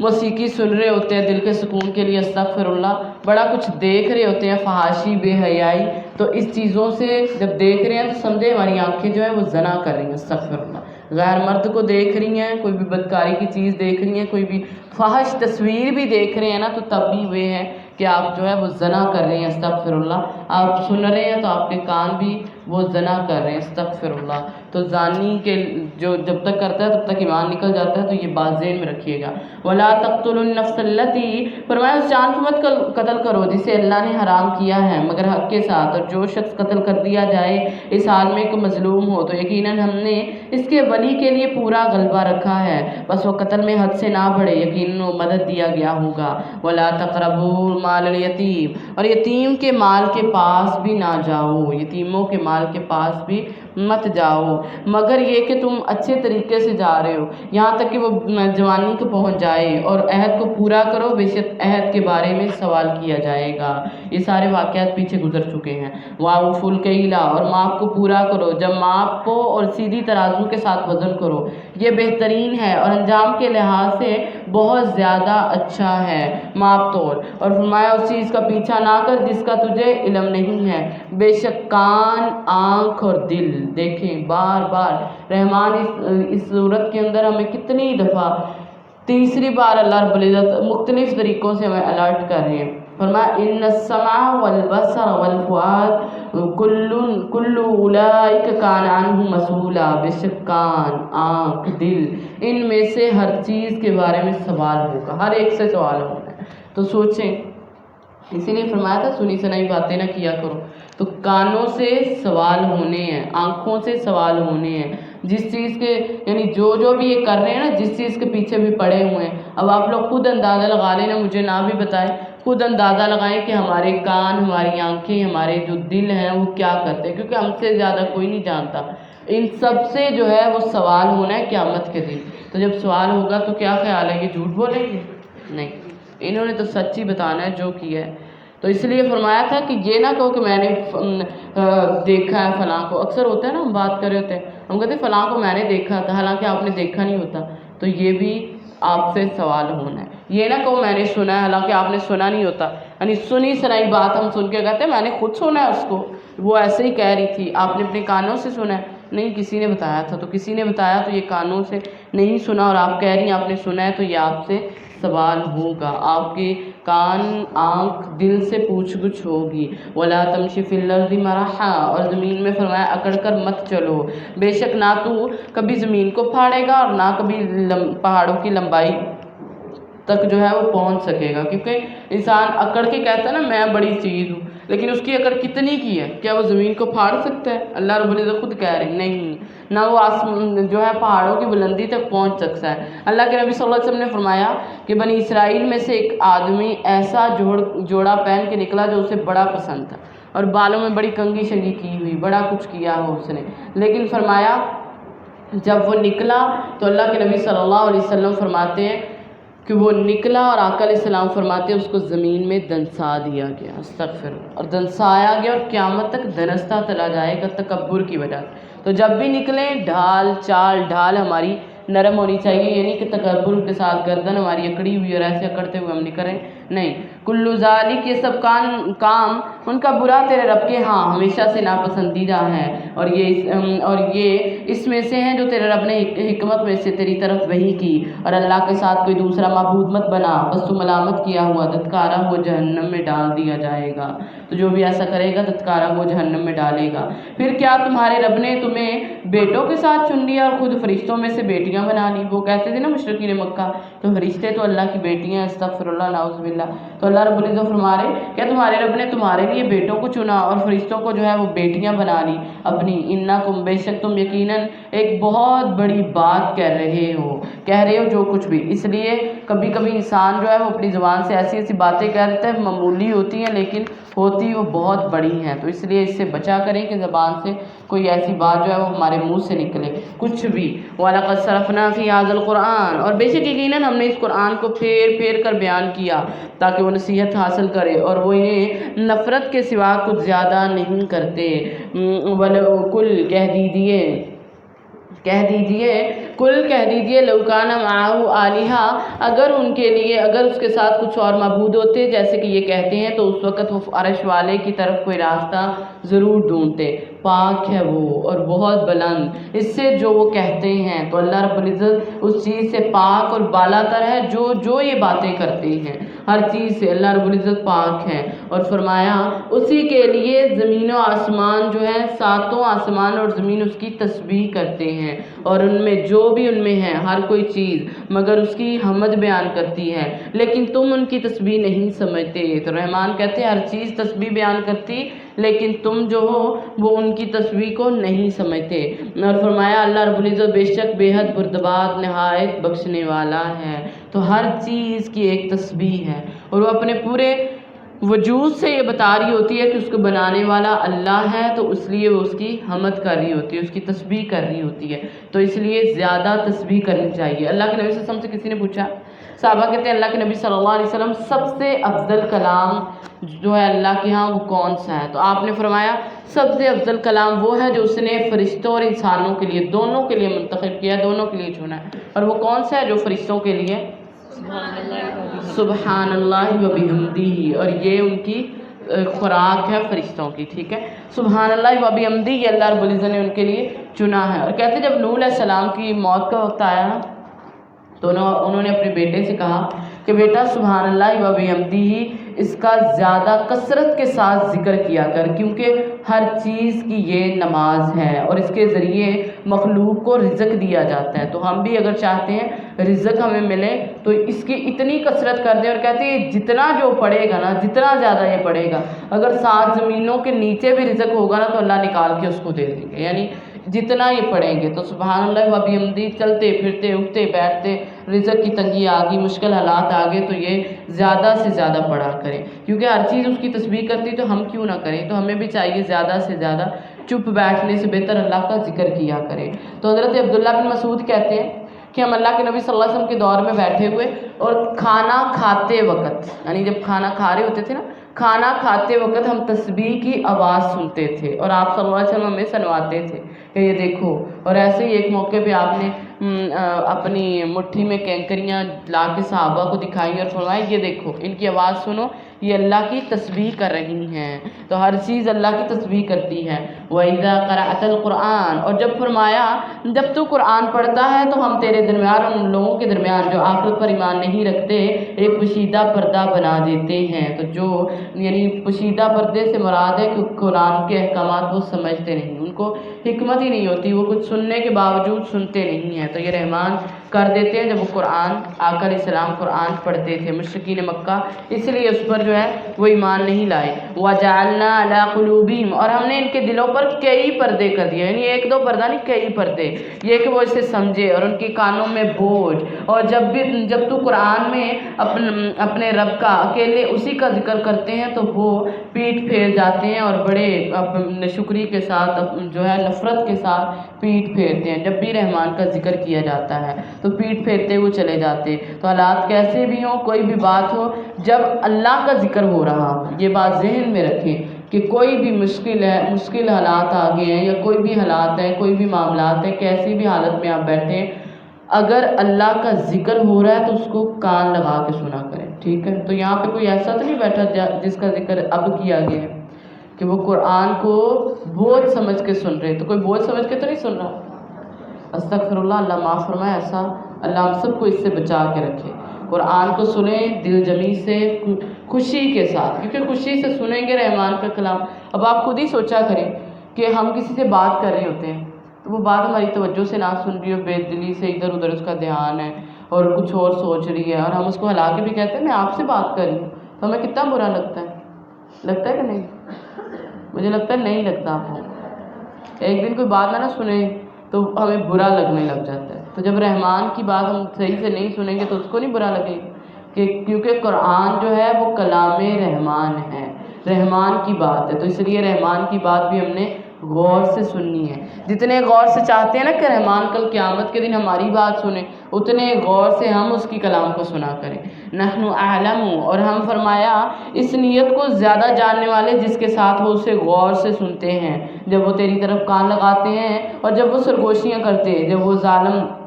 کہہ رہے ہوتے ہیں کہ تم پیروی نہیں کرتے مگر ایسے آدمی کی جس پر جادو کیا گیا. دیکھ انہوں نے کس طرح تیری مثالیں بیان کی ہیں، بس گمراہ ہو گئے سو کسی راہ پر نہیں آ سکتے. تو مشرکین جو تھے وہ قرآن سننے کے لیے اگر بیٹھتے بھی تھے تو صرف مذاق اڑانے کے لیے. وہ کہتے دیکھو یہ کیسی بہکی باتیں کر رہا ہے، کیا یہ باتیں کر رہا ہے. ان کا یہی ہوتا تھا کہ ہم اس کا مذاق اڑائیں. وہ کہتے ہیں اذا کنا عظاما، کہتے جب ہم ہڈیاں اور ریزہ ہو جائیں گے تو کیا واقعی ہم ضرور نئے سرے سے پیدا کیے جائیں گے. اللہ رب العزت نے فرمایا میرے نبی کل کہہ دیجئے کونو حجارہ، اگر پتھر بھی بن جاؤ نا یا لوہا بھی بن جاؤ یا کوئی ایسی مخلوق جو تمہارے سینوں میں بڑی معلوم ہوتی ہے، یعنی جس کو تم سمجھتے ہو کہ یہ بن جائے تو اللہ ہمیں دوبارہ نہیں پیدا کریں گے. نہیں، فرمایا کوئی بھی پتھر، لوہا یا کوئی ایسی مخلوق جو تمہارے سینوں میں بہت بڑی ہے وہ بھی بن جاؤ تو عنقریب وہ کہیں گے کون ہمیں پیدا کرے گا. تو کہہ دے وہی جس نے تمہیں پہلی بار پیدا کیا. تو ضرور وہ تیری طرف اپنا سر تعجب سے ہلائیں گے اور کہیں گے یہ ہوگا کب، یعنی سوال پہ سوال کیے جا رہے ہیں. ایسے سارا لال آ کے کہتے ہیں یہ ہوگا کب. تو کہا کہ امید ہے کہ وہ قریب ہے، جس دن وہ تمہیں بلائے گا تو تم اس کی تعریف کرتے ہوئے چلے آؤ گے اور سمجھو گے کہ تم نہیں رہے مگر تھوڑے عرصہ، تھوڑی دیر. وکل، اور کہہ دیجئے میرے بندوں سے کہ وہ بات کہیں جو سب سے اچھی ہو. بے شک شیطان ان کے درمیان جھگڑا ڈالتا ہے اور بے شک شیطان ہمیشہ سے انسان کا کھلا دشمن ہے. تو دیکھیں اب یہاں پہ ہمیں کیا حکم مل رہا ہے کہ بات جو بھی کہنی ہے وہ اچھی کہیں، بہتر بات منہ سے نکالیں، سچی ہو، نرمی سے کہی گئی ہو، ایسی بات جو دوسروں کو فائدہ دے. کیونکہ شیطان یہی کہتا ہے کہ میں فساد کرواؤں. تو شیطان فساد کس سے ڈلواتا ہے؟ زبان کے ذریعے. کیونکہ زبان سے ہم جب سخت کلمے کہتے ہیں کسی کو، جب ہم سخت اس کو کوئی گالی دے رہے ہوتے ہیں، کوئی ایسی بات کہہ رہے ہوتے ہیں تو وہ پھر اس سخت وجہ سے، باتوں کی وجہ سے جو ہے وہ لڑائی ہو جاتی ہے ان کے درمیان. تو اس لیے شیطان تو یہی چاہتا ہے کہ ان کے درمیان جو ہے وہ میں دوریاں کر دوں، ان کے درمیان اس طریقے سے فساد برپا کر دوں. ربکم اعلم، تمہارا رب تمہیں زیادہ جانتا ہے، اگر وہ چاہے تو تم پر رحم کرے، اگر چاہے تو تمہیں عذاب کر دے، اور ہم تجھ پر کوئی جو ہے وہ ذمہ دار بنا کر تمہیں ان پر ذمہ دار بنا کر نہیں بھیجا گیا۔ ربک، رب تیرا جانتا ہے جو کچھ آسمان میں اور زمین میں، اور بے شک ہم نے بعض نبیوں کو بعض پر فضیلت بخشی، اور ہم نے داؤد کو زبور عطا کی ہے، نبیوں کو جو بھی کچھ دیا ہے وہ ہم نے دیا ہے۔ قل ادعوا الذین زعمتم من دونہ، کہہ دیجئے پکارو ان کو جنہیں تم نے اس کے علاوہ گمان کر رکھا تھا، پس وہ نہ تم سے تکلیف دور کرنے کے مالک ہیں اور نہ بدلنے کے، یعنی جن کو تم اتنا بڑا گمان کرتے ہو کچھ بھی نہیں کر سکتے۔ اولئک الذین یدعون، اور وہ لوگ جنہیں یہ پکارتے ہیں وہ خود اپنے رب کی طرف وسیلہ ڈھونڈتے ہیں جو ان میں سے زیادہ قریب ہیں، اور اللہ کی رحمت کی امید رکھتے ہیں اور اس کے عذاب سے ڈرتے ہیں۔ بے شک تیرے رب کا عذاب وہ ہے جس سے ہمیشہ ڈرا جاتا ہے۔ یعنی انسان کچھ ایسے اپنے بزرگوں کے ساتھ امیدیں لگا کے بیٹھا ہوتا ہے کہ یہ میرے بزرگ میرے سارا کچھ ہے، انہی کی وجہ سے جو ہے انہی کی وجہ سے میں جنت پہ جاؤں گا، انہی کی وجہ سے میرے سے مصیبتیں جو ٹالی جائیں گی۔ تو اللہ رب العزت نے فرمایا کہ وہ تو خود اللہ سے امید ہے، ان کو تو خود ہوتا ہے کہ اللہ ہم پہ رحمت کر دے، ہمیں عذاب سے بچا لے، وہ تو خود اس چیز کے طلبگار ہوتے ہیں، وہ آپ کو کیا دور کریں گے، آپ کا عذاب جو ہے وہ کیسے دور کریں گے۔ وَإِن مِّن قَرْيَةٍ إِلَّا نَحْنُ، اور اگر کوئی بھی بستی نہیں مگر ہم قیامت کے دن سے پہلے اسے ہلاک کرنے والے یا اسے عذاب دینے والے ہیں، بہت سخت عذاب، اور یہ بات ہمیشہ سے کتاب میں لکھی ہوئی ہے۔ یعنی ہر قوم کا ایک نہ ایک وقت ہوتا ہے، ایک وقت کے بعد وہ قوم ختم ہو جاتی ہے۔ وما منعنا، اور ہمیں کس چیز نے نہیں روکا کہ ہم نشانیاں دے کر بھیجیں، مگر اس بات نے کہ پہلے لوگوں نے انہیں جھٹلا دیا، اور ہم نے سمود کو اونٹنی واضح نشانی کے طور پر دی تو انہوں نے اس پر ظلم کیا، اور ہم نشانیاں دے کر نہیں بھیجتے مگر ڈرانے والوں کو جو ڈرنے والے ہیں۔ وَإِذْ قُلْنَا لَكَ إِنَّ رَبَّكَ أَحَاطَ بِالنَّاسِ، اور جب ہم نے تجھ سے کہا کہ بے شک تیرے رب نے لوگوں کا احاطہ کر رکھا ہے، اور ہم نے وہ منظر جو تجھے دکھایا نہیں بنایا مگر لوگوں کے لیے آزمائش، اور وہ درخت بھی جس پر قرآن نے لعنت کی ہے، تو یہ درخت جو ہے جہنمیوں کی غذا زقوم کا درخت، استغفر اللہ۔ تو اللہ رب العزت نے جو آپ کو خواب دکھایا وہ معراج کی بات ہو رہی ہے، اور یہاں پہ جس درخت پہ لعنت کی گئی وہ زقوم کا درخت ہے، اور ہم انہیں ڈراتے ہیں تو یہ انہیں بہت بڑی سرکشی کے سوا زیادہ نہیں کرتا۔ وَإِذْ قُلْنَا لِلْمَلَائِكَةِ اسْجُدُوا لِآدَمَ، اور جب ہم نے فرشتوں سے کہا آدم کو سجدہ کرو تو انہوں نے سجدہ کیا مگر ابلیس نے، اور اس نے کہا کہ میں اس سے سجدہ کروں جسے تو نے مٹی سے بنایا ہے، اس نے کہا کیا تو نے دیکھا یہ شخص جسے تو نے مجھ پر عزت بخشی ہے، یقیناً اگر تو مجھے قیامت کے دن تک مہلت دے تو میں بہت تھوڑے لوگوں کے سوائے اس کی اولاد کو ہر صورت جڑ سے اکھاڑ دوں گا۔ یہ دیکھیں اس نے یہ ہمیں ہی نہیں غفلت کے اندر بلکہ ہمارے بچوں کو بھی پکڑنے کا اس نے سوچا، وہ کہتا ہے بچوں کو بھی پکڑوں گا۔ حضرت عبداللہ بن دینار رضی اللہ عنہ کہتے ہیں کہ میں عبداللہ بن عمر رضی اللہ تعالیٰ عنہ کے ساتھ گیا بازار میں، تو وہاں میں نے ایک چھوٹی سی اپنی بچی دیکھی، وہ بچی نا ایسے گا رہی تھی، گانا گا رہی، اور وہ ایسے اپنے جسم کو لہرا کے گانا گا رہی تھی جیسے چھوٹے سے بچے کرتے ہیں۔ تو حضرت عبداللہ بن عمر کہتے ہیں کہ دیکھو شیطان نے اس بچی کو بھی نہیں چھوڑا، یعنی کیونکہ شیطان یہ چاہتا ہے، اس نے دیکھیں قرآن میں اس نے کہا میں ان کی بچوں کو بھی جڑ سے اکھاڑوں گا، تو پتہ چلتا ہے کہ ہمیں بھی شیطان کے مقابلے میں بچپن سے ہی بچوں کے اندر دین کی، قرآن کی، اللہ اور اس کے نبی کے فرمان کی باتیں ڈالنی چاہیے، کیونکہ شیطان نے یہ کہا ہے کہ میں بچپن سے ان کو کروں گا، تو جب ہم بچپن سے ڈالیں گے تو بڑے ہو کے ہوں گے نا، اگر ہم بچپن سے نہیں ڈالتے، بچپن سے نہیں کرتے تو بڑے ہو کے وہ شیطان ان کے اوپر پورا ہیوی ہو جاتا ہے، پورا آ جاتا ہے غالب، تو پھر ہم کہہ رہے ہوتے ہیں کہ یہ کیا ہو گیا، ہمارا بچہ ہدایت پہ کیوں نہیں آ رہا۔ تو بچپن سے ان کی کوشش کریں، کیونکہ شیطان نے یہی کہا ہوا ہے رحمان کو کہ میں ان کو جو ہے وہ ضرور غافل کروں گا۔ کالا کہا، فرمایا جا، پھر ان میں سے جو تیرے پیچھے چلے گا تو بے شک جہنم تمہاری جزا ہے، اور پوری جزا، استغفر اللہ، جو کوئی بھی شیطان کے پیچھے چلے گا اس کے لیے جہنم کی جزا، استغفر اللہ۔ اور فرمایا اور میں ان میں سے جس کو تو اپنی آواز کے ساتھ بہکا سکے بہکا لے، اور اپنے سوار اور اپنے پیادے ان پر چڑھا لے، اور اموال اور اولاد میں ان کا حصے دار بن جا، انہیں وعدے دے، اور شیطان دھوکہ دینے کے سوا انہیں وعدہ نہیں دیتا۔ ان عبادی لیس لک علیہم سلطان، اللہ فرماتے ہیں بے شک میرے بندے تیرا ان پر کوئی غلبہ نہیں اور تیرا رب کافی کارساز ہے. یعنی شیطان نے کہا ہر طرف سے، اللہ رب العزت نے بھی اس کو اجازت دے دی کہ جاؤ اپنی آواز کے ساتھ بہکاؤ. اور شیطان کی آواز کیا ہے؟ موسیقی. موسیقی جو ہے، موسیقی کے آلات جو ہیں یہ ساری شیطان کی آوازیں ہیں، اور اس کے ذریعے انسان کو وہ گمراہ کرتا ہے، انسان کو لے کے آتا ہے. تو وہ قدم پھسلاتا ہے جب انسان اس کی آوازیں سننی شروع کر دیتے. اور فرمایا تو اپنے پیادے بھی جتنے مرضی پیادے کر لے. تو اس لیے شیطان اپنی دعوت سے پھسلاتا ہے، اس کو بری مجلسوں کو خوشنما بنا بنا کے دکھا رہا ہوتا ہے، اور اس کے چیلے جو ہوتے ہیں وہ ان کو روک رہے ہوتے ہیں کہ اللہ کے ذکر کی طرف نہیں جانا، لوگوں کو گمراہ کرتے ہیں. فرمایا مالوں میں بھی شریک ہو جا، یعنی حرام ذریعے سے، کیونکہ مالوں میں شریک شیطان ایسے ہی ہو رہا ہے نا کہ حرام طریقوں سے ہمیں کہہ رہا ہے کہ اس میں زیادہ ملے گا آپ کو، یہ کر لو، تو ہم کر رہے ہوتے ہیں تو وہ ہمارے مالوں میں شریک ہے. اور ایسے ہی اولادوں میں کہ ہماری اولادوں کو وہ اپنے کر رہا ہے کنٹرول میں، کہ وہ شیطانی آوازیں سکھا کے، شیطانی باتیں کر کے وہ ان کو لے رہا ہے. لیکن اللہ رب العزت نے فرمایا میرے جو بندے ہیں، جو خالص میرے بندے ہیں، ان پر فرمایا وہ ان پر تیرا کوئی غلبہ نہیں ہوگا. تو دعا کیا کرو اللہ ہمیں خالص بندے بنا دے، اللہ ہم خالص بندے ہو جائیں کہ جن پر شیطان کا غلبہ نہ ہو. ربکم الذی، تمہارا رب ہی ہے جو تمہارے لیے سمندر میں کشتیاں چلاتا ہے تاکہ تم اس کا کچھ نہ کچھ فضل تلاش کرو. یقیناً وہ ہمیشہ سے بے حد مہربان ہے. اور جب تمہیں سمندر میں تکلیف پہنچتی ہے تو اس کے سوا تم جنہیں پکارتے ہو گم ہو جاتے ہیں، پھر جب وہ تمہیں بچا کر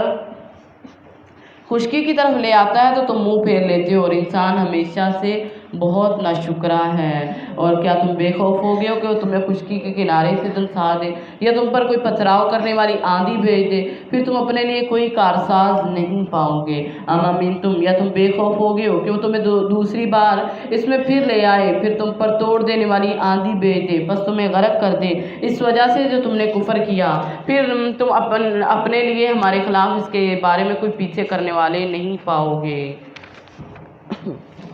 وَلَقَدْ كَرَّمْنَا بَنِي آدم، اور یقیناً ہم نے آدم کی اولاد کو بہت عزت بخشی، اور انہیں خشکی اور سمندر کے نے سوار کیا، اور انہیں پاکیزہ چیزوں سے رزق بھی دیا. اللہ رب العزت فرما رہے انہیں پاکیزہ چیزوں سے رزق بھی دیا، اور ہم نے جو مخلوق پیدا کی اس میں سے بہت سوں پر انہیں فضیلت دی، اور بڑی فضیلت دی. یوم ندعو کل اناس، اور جس دن ہم سب لوگوں کو ان کے امام کے ساتھ بلائیں گے. تو ساروں کو بلایا جائے گا ان کے امام کے ساتھ. فرمایا جس دن ہم سب لوگوں کو ان کے امام کے ساتھ بلائیں گے، پھر جسے اس کا کتاب یعنی نامہ اعمال دائیں ہاتھ میں دیا جائے گا، تو وہ کہے گا کہ لوگوں یہ تو وہ ہے کہ لوگ اس کتاب کو پڑھیں، اور ان پر کھجور کی کھٹلی کے برابر بھی ظلم نہیں کیا جائے گا. تو اتنا چھوٹا سا بھی ظلم نہیں ہوگا، ہر چیز لکھی ہونی ہے. اور نامہ اعمال حدیث کے الفاظ میں تھے، آقا علیہ السلام نے فرمایا ایسے نامہ اعمال اڑائے جانے، جب اڑیں گے نا نامہ اعمال، ہر انسان کی کوشش ہوگی میں دائیں میں پکڑوں، دائیں میں مجھے مل جائے، لیکن جس کے دائیں میں آنا ہے اس کے ہی آنا ہے، جس کے بائیں میں آنا ہے آٹومیٹکلی بائیں میں چلا جائے. کوشش کرنے کے باوجود بھی وہ اس سے نہیں بچ سکے گا. تو اس لیے دعا کیا کریں اللہ اس دن نامہ اعمال بھی دائیں میں ملے، اور اللہ رب العزت دنیا کے اندر بھی مہربان رہے اور آخرت کے اندر بھی. وَمَنْ كَانَ فِي هَٰذِهِ أَعْمَىٰ، اور جو اس میں اندھا رہا وہ آخرت میں بھی اندھا، یعنی جس نے دنیا کے اندر اندھوں کی طرح زندگی گزاری. اندھے سے مراد یہ نہیں کہ اس کی آنکھیں نابینی ہیں، نہیں، فرمایا جو ہے آنکھوں کے باوجود بھی وہ قرآن کو دیکھتا تھا لیکن اس کو سمجھتا نہیں، قرآن کو دیکھا نہیں، کہ اس کو ہدایت کیسے مل گئی، کیونکہ وہ دنیا میں اندھا ہے. تو یہاں پہ اندھے رہو گے، اور یہاں پہ کوئی بصیرت میں محروم ہو تو آخرت میں بھی اندھے، اور وہ بہت زیادہ بھٹکا ہوا ہوگا. وَإِنْ كَادُوا، اور بے شک وہ قریب تھا کہ تجھے اس سے ضرور ہی بہکا دیں جو ہم نے تیری طرف وحی کی، تاکہ تو اس پر اس کے سوا جھوٹ باندھے، اور اس وقت وہ ضرور تجھے دلی دوست بنا لیتے، اور اگر یہ نہ ہوتا تو ہم نے تجھے ثابت قدم رکھا. تو بے شک تو قریب تھا کہ کچھ تھوڑا سا ان کی طرف مائل ہو جاتا. یہ نبی صلی اللہ علیہ وسلم سے کہا جا رہا ہے کہ آپ جو ہے ان کی باتوں کو نہیں ماننا، اس وقت ہم ضرور تجھے زندگی کے دگنے اور موت کے دگنے عذاب کو مزہ چکھاتے، پھر تو اپنے لیے ہمارے خلاف کوئی مددگار نہیں پاتا. یعنی جو دوسروں کے پیچھے چلے گا اس کا اللہ رب العزت نے حال بتا دیا ہے. تو اس لیے بندے کو پلک جھپکنے کی دیر میں بھی اللہ سے بے نیاز نہیں ہونا چاہیے، کیونکہ یہی تو ثابت قدمی ہے۔ تو ثابت قدم رہنا ہے تو بے نیاز نہیں ہونا، ہر حال میں اللہ رب العزت کو دیکھنا، یاد کرتے رہنا ہے۔ وَإِن كَادُوا،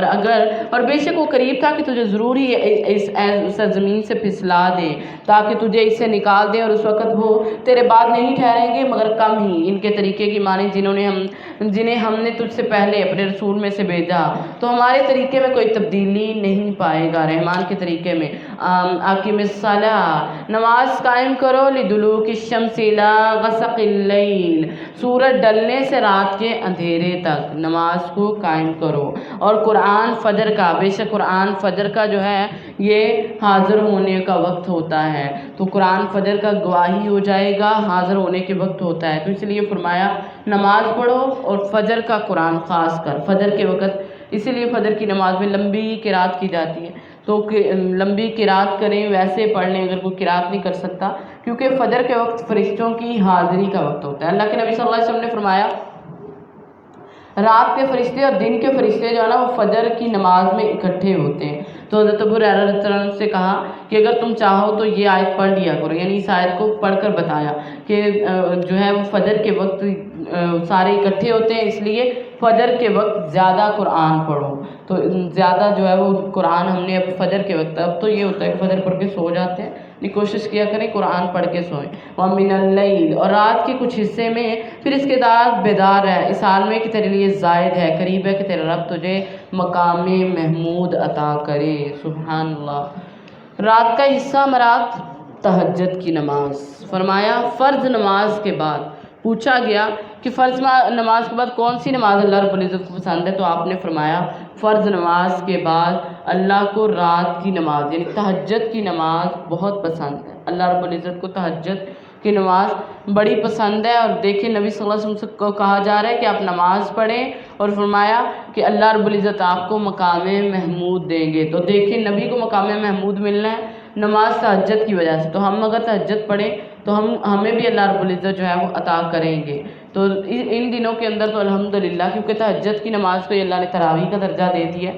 وہی نماز تراویح ہو گئی، تو ہم پڑھ رہے ہیں تو اللہ ہماری وہ قبول فرما لے۔ اللہ کے نبی صلی اللہ علیہ وسلم نے فرمایا تھا کہ من قام رمضان ایمانا و احتسابا غفر له ما تقدم من ذنبی، جو راتوں کا قیام کرتا ہے رمضان کے اندر، اس کے اللہ رب العزت جو ہے وہ گناہوں کو معاف کر دیتے ہیں۔ تو قیام ہمارے گناہوں کو معافی کا ذریعہ بھی ہے، کہ ہم گناہوں کو معاف کروانا ہے تو ہم نے یہ قیام کرنا ہے۔ اور اللہ کے نبی صلی اللہ علیہ وسلم فرمایا کرتے تھے، آقا فرماتے کہ فلاں صحابی کے بارے میں سنا، کہتے فرمایا اے عبداللہ تم فلاں آدمی کی طرح نہ ہو جانا، کہتے اللہ کے نبی کیسے؟ فرمایا وہ رات کو قیام کرتا تھا پھر اس نے چھوڑ دیا، تو قیام کرنا اگر اللہ رب العزت نے توفیق دی ہے تو کرتے رہیں، اور اللہ کے سامنے جھکتے رہیں، اور اس وقت اللہ رب العزت آسمان دنیا پہ آئے ہوتے ہیں، اور آپ جب وہ جو بھی اس وقت دعا کر رہے ہوتے ہیں اللہ رب العزت قبول ضرور کرتے ہیں۔ وَقُلْ رَبِّ، اور اے میرے رب داخل کر مجھے، سچا داخل کرنا، نکال مجھے سچا نکالنا، میرے لیے اپنی طرف سے ایسا غلبہ بنا جو مددگار ہے۔ تو میرے محبوب پیغمبر جب جا رہے تھے نا مدینہ میں تو یہ پڑھتے ہوئے جا رہے تھے، تب کہا یہ آقا علیہ السلام نے۔ اس لیے ہمیں بھی اگر ہم کہیں جا رہے ہوتے ہیں نا، یعنی بازار جا رہے ہیں یا کوئی بچے بچی کا رشتہ دیکھنے جا رہے ہیں، کسی بھی ایسے آپ جا رہے ہیں تو یہ کلمات کہتے ہوئے جانا چاہیے، اللہ رب العزت آپ کو جو ہے وہ خیر سے جائیں گے، اور ویسے ہی خیریت سے جیسے اللہ نے چاہا ویسے آئیں گے۔ وَقُلْ، کہہ دیجئے حق آ گیا اور باطل چلا گیا، تو کہہ دیجئے کہ حق آ گیا ہے اور باطل چلا گیا، اور بے شک باطل ہی مٹنے والا ہے۔ وَنُنَزِّلُ مِنَ الْقُرْآنِ مَا هُوَ شِفَاءٌ وَرَحْمَةٌ لِّلْمُؤْمِنِينَ، پیچھے بھی قرآن کی بات اور یہاں دوبارہ سے پھر کہ ہم نے قرآن میں سے تھوڑا تھوڑا نازل کرتے ہیں جو ایمان والوں کے لیے شفا اور رحمت ہے، تو ایمان والوں کے لیے، جو ایمان والا ہے اس کے لیے شفا ہوگی۔ تو پتہ چلتا ہے ہم کہتے ہیں کہ شفا نہیں ہو رہی، قرآن پڑھنے سے ہمیں شفا کیوں نہیں مل رہی، تو پہلے اپنے ایمانوں کو چیک کیا کریں کہ ایمان کتنے کے زیادہ ہیں۔ تو فرمایا ایمان والوں کے لیے جو ہے قرآن شفا ہے، جو بھی اس کو ماننے والا اس کے لیے یہ ٹھنڈک ہے، اور ساتھ میں دوسرا بھی بتا دیا، دونوں طرح کے لوگوں کا ذکر کیا ہے، ایمان والوں کا بھی اور دوسرے جو ہیں، فرمایا اللہ ظالموں کو نہیں کرتے مگر نقصان میں، یعنی جو ظالم لوگ ہوتے ہیں اس کا دل سخت ہو جاتا ہے، وہ کبھی بھی فائدہ نہیں اٹھا سکتا، ظالم کو کبھی بھی اس سے فائدہ نہیں ملے گا۔ تو ظلم کرنے والے نہیں بننا بلکہ مومن بننا ہے، تاکہ قرآن ہمارے لیے شفا بن جائے۔ تو اللہ کے نبی صلی اللہ علیہ وسلم نے فرمایا، آقا علیہ السلام جو تھے، اللہ کے نبی صلی اللہ علیہ وسلم جو بھی اس قرآن کے ساتھ مجلس اختیار کرتا ہے تو فرمایا جب وہ اٹھ کے جاتا ہے نا تو یا تو وہ اضافے کے ساتھ جاتا ہے یا کمی کے ساتھ، یعنی یا کچھ لے کے جاتا ہے یا کچھ گنوا کے چلا جاتا ہے۔ تو ہم نے انشاءاللہ اٹھنا ہے تو لے کے جانا ہے اپنا، ٹھیک ہے۔ تو جب بھی کوئی بیمار ہو، کچھ بھی ہو، تو قرآن کے ساتھ جو ہے وہ اس کی بیماری کا علاج کریں، اللہ رب العزت انشاءاللہ شفا ضرور دیں گے۔ مومنوں کے لیے شفا ہے، ظالموں کے لیے نہیں ہے۔ تو ظلم کرنے والا اس حق سے محروم ہو جاتا ہے۔ تو اب ہم کہیں گے ہم نے تو کبھی کسی پہ ظلم نہیں کیا، تو ماں اپنے بچے کو دودھ نہ پلا کے بھی ظلم ہی کر رہی ہوتی ہے بچے پہ، کیونکہ بچے کا حق جب رحمان نے کہہ دیا کہ 2 سال بچے کو دودھ پلائیں، ہاں درمیان میں یہ تھوڑی گنجائش ہوگی ہے کہ خاوند بیوی مشورے سے اگر چھڑوانا چاہیں تو چھڑوا سکتے ہیں، لیکن یہ کہا گیا ہے کہ آپ اس کو 2 سال جو ہے وہ بچے کو دودھ پلائیں۔ تو ماں بچے کو اس کا حق سے محروم کرتی ہے تو وہ اصل میں کیا کر رہی ہوتی ہے؟ اس پہ ظلم ہی کر رہی ہوتی ہے۔ کسی سے کوئی کام کروایا، ہم اس کا حصہ نہیں دے رہے ہوتے تو ہم ظلم ہی کریں، یعنی ظلم کے بڑے راستے، بڑے طریقے ہیں۔ تو یہ اس سے بچنا ہے تاکہ ہم ان میں نہ ہو جائیں۔ ظلم کرنے والے ہوں گے تو قرآن نے شفا کو ہی نہیں بننا، ٹھیک ہے۔ اس لیے شفا بنانا ہے تو ہم نے مومن بننا ہے۔ وَإِذَا أَنْعَمْنَا عَلَى الْإِنسَانِ، اور جب ہم انسان پر انعام کرتے ہیں وہ منہ پھیر لیتا ہے اور اپنا پہلو دور کر لیتا ہے، اور جب اسے تکلیف پہنچتی ہے تو بہت نا امید ہو جاتا ہے۔ یعنی اللہ رب العزت نے اس کا حال بیان کر دیا کہ جب بھی اللہ اس پہ کوئی انعام کرتے تب کیا کرتا ہے، اور جب اللہ رب العزت اس کو کوئی جو ہے اس سے نکل جاتا ہے تب اس کا کیا حال ہوتا ہے۔ کل کہہ دیجئے ہر ایک اپنے طریقے پر عمل کرتا ہے، سو تمہارا رب زیادہ جاننے والا ہے کہ کون زیادہ سیدھی راستے پہ ہے، یعنی بحث مباحثہ نہیں کرنا، اللہ جانتے ہیں کون کیسا ہے۔ وَيَسْأَلُونَكَ، وہ آپ سے سوال کرتے ہیں روح کے بارے میں، کل کہہ دیجئے روح جو ہے یہ میرے رب کا حکم ہے اور تمہیں علم میں سے بہت تھوڑے کے سوا کچھ بھی نہیں۔ یعنی روح جو ہے کیا ہے، یہودیوں نے یہ آگے سوال کیے تھے 3، آگے ہم تینوں کے جواب بھی پڑھیں گے کہ روح کیا ہے، ذوالقرنین کون تھے اور اصحاب کہف کون تھے۔ تو یہ 3 سوال کیے کیونکہ ان کو پتا تھا کہ یہ سوال انبیاء کے سوا کوئی جان نہیں سکتے۔ انہوں نے کہا مشرکین کو کہ یہ جا کے سوال کریں۔ تو اب پہلا سوال ہو گیا کہ روح کیا ہے، تو اللہ پر آقا علیہ السلام کو کہہ دیا گیا کہہ دیں کہ یہ اللہ رب العزت کا یہ حکم ہے اور آپ کو علم نہیں، یعنی اس کے لیے روح کے علم کو جاننے کے لیے نا بہت زیادہ علم کی ضرورت ہے، بہت زیادہ۔ تو جو فرمایا تمہارے پاس نہیں ہے، تو اس لیے جتنا بس بتایا گیا اتنا ہی جو ہے اس پہ عمل کریں، زیادہ سوال نہیں کرنے۔ وَلَئِن شِئْنَا، اور اگر ہم چاہیں تو ضروری وہی واپس لے جائیں جو ہم نے تیری طرف بھیجی، پھر تو اپنے لیے اس کے متعلق ہمارے مقابلے میں کوئی حمایتی نہیں پائے گا، کوئی بھی مددگار، مگر تیرے رب کی رحمت سے، یقیناً اس کا فضل ہمیشہ سے تجھ پر بہت بڑا ہے۔ کل کہہ دیجیے اگر سب انسان اور جن جمع ہو جائیں اور اس قرآن جیسا بنا لیں تو ایسا نہیں لائیں گے، نہیں قرآن کے جو ہے اس جیسا نہیں بنائیں گے، اگرچہ ان کا بعض کا مددگار ہو جائے۔ تو پہلے بات جو کر رہے تھے 1 بنا لاؤ، اللہ رب العزت نے فرمایا 10 بنا لو، یہاں بات فائنل کر دی کہ 1 یا 10 یا کچھ بھی نہیں بنا سکتے۔ وَلَقَدْ صَرَفْنَا لِلنَّاسِ، اور یقیناً ہم نے لوگوں کے لیے اس قرآن میں ہر طرح کی مثال پھیر کے بیان کی ہے، لیکن اکثر لوگ کفر کے سوا انکار نہیں کرتے۔ وَقَالُوا، اور انہوں نے کہا ہم ہرگز تجھ پر ایمان نہیں لائیں گے یہاں تک کہ ہمارے لیے زمین سے کوئی چشمہ جاری کر دے۔ یہ اہل مکہ جو تھے یہ اب نبی صلی اللہ علیہ وسلم سے کہہ رہے ہیں کہ ہم تب تک آپ پر ایمان نہیں لائیں گے جب تک آپ جو ہے وہ کیا کریں، ہمارے لیے ایک چشمے جاری ہونے چاہیے، چشمے جاری کر دو ہمارے لیے۔ اور فرمایا چشمے ہوں اور تیرے لیے کہتے ہیں کہ کھجوروں اور انگوروں کا باغ ہو، بس اس کے درمیان نہریں جاری کر دے، خوب جاری کرنا، یا آسمان کو ٹکڑے ٹکڑے کر کے ہم پر گرا دے جس کا تو دعویٰ کیا ہے تو نے، یا تو اللہ اور فرشتوں کے سامنے لے آ، یا تیرے لیے سونے کا ایک گھر ہو، یا تو آسمان میں چڑھ جا اور ہم تیرے چڑھنے کا ہرگز یقین نہیں کریں گے یہاں تک کہ ہم پر کوئی کتاب اتار لا جسے ہم پڑھیں تو اے میرے رب تو پاک ہے، میں تو ایک بشر کے سوا کچھ نہیں جو رسول ہوں۔ قل سبحان ربی، یعنی وہ طالبے کریں کہ یہ کچھ ہونا چاہیے ہمارے لیے، یہ کچھ ہو آپ کے لیے، باغ ہو اس میں سے نہریں ہوں، یا پھر آسمان سے کچھ گرنا چاہیے۔ تو اللہ رب العزت نے بات کر کے کہہ دیا کہ میرے نبی کل کہہ دیجئے سبحان ربی، میرا اللہ پاک ہے، میں تو ایک بشر ہوں، یعنی یہ جو تم دعوے کر رہے ہو یہ میں نہیں کر سکتا کیونکہ میں بشر ہوں اور رحمان اس چیز سے پاک ہے۔ وما منع الناس، اور لوگوں کو کس چیز نے نہیں روکا کہ وہ ایمان لائیں جب ان کے پاس ہدایت آئی، مگر اس بات نے کہ انہوں نے کہا کہ اللہ نے ایک بشر کو پیغام پہنچانے والا بنا کر بھیجا۔ کہہ دے اگر زمین میں فرشتے ہوتے جو مطمئن ہو کے چلتے تو ہم ضرور آسمان سے فرشتے ہی اتارتے، یعنی وہ کہتے تھے یہ انسان کیوں آیا ہے، تو فرمایا اگر زمین میں فرشتے ہوتے تو اللہ بھی فرشتے اتارتا۔ کل کہہ دیجئے کفا باللہ شہیدا بینی و بینکم، کہ میرے درمیان اور تمہارے درمیان اللہ گواہ کافی ہے، بے شک وہ اپنے بندوں کے ساتھ خبردار اور دیکھنے والا ہے، اس کو ہر چیز کی خبر ہے، اور جس کو اللہ ہدایت دے دے اس کو کوئی گمراہ نہیں کر سکتا۔ تو دعا کرو اللہ ہمیں ہدایت والا بنائے، ہدایت والے ہم رہیں۔ اللہ رب العزت فرما رہے ہیں کہ جس کو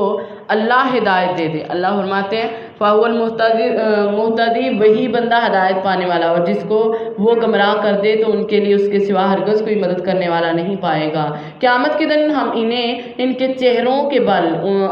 جو ہے وہ الٹے، اندھے اور گونگے اور بہرے اٹھائیں گے۔ استغفر اللہ، جو گمراہ ہو گیا نا اس کو اللہ رب العزت فرمائے کہ قیامت کے دن ہم ان کو کیسے لے کے آئیں گے الٹے، اور ان کا ٹھکانہ جہنم ہے، جب کبھی وہ بجھنے لگے گی ہم اس کو اور بھڑکا دیں گے۔ استغفر اللہ، کیونکہ انسان کے ذہن میں یہ بات آ سکتی تھی نا، آگ کی یہ خصوصیت ہے کہ جب بھی وہ جلتی ہے تو جلتے ہوئے آخر میں کیا ہوتا ہے، بجھ جاتی ہے، لیکن اللہ رب العزت نے بتا دیا کہ جب بھی وہ بجھنے لگے گی ہم اس کو اور بھڑکا دیں گے۔ استغفر اللہ، ذالک جزاؤہم بانہم کفروا بآیاتنا،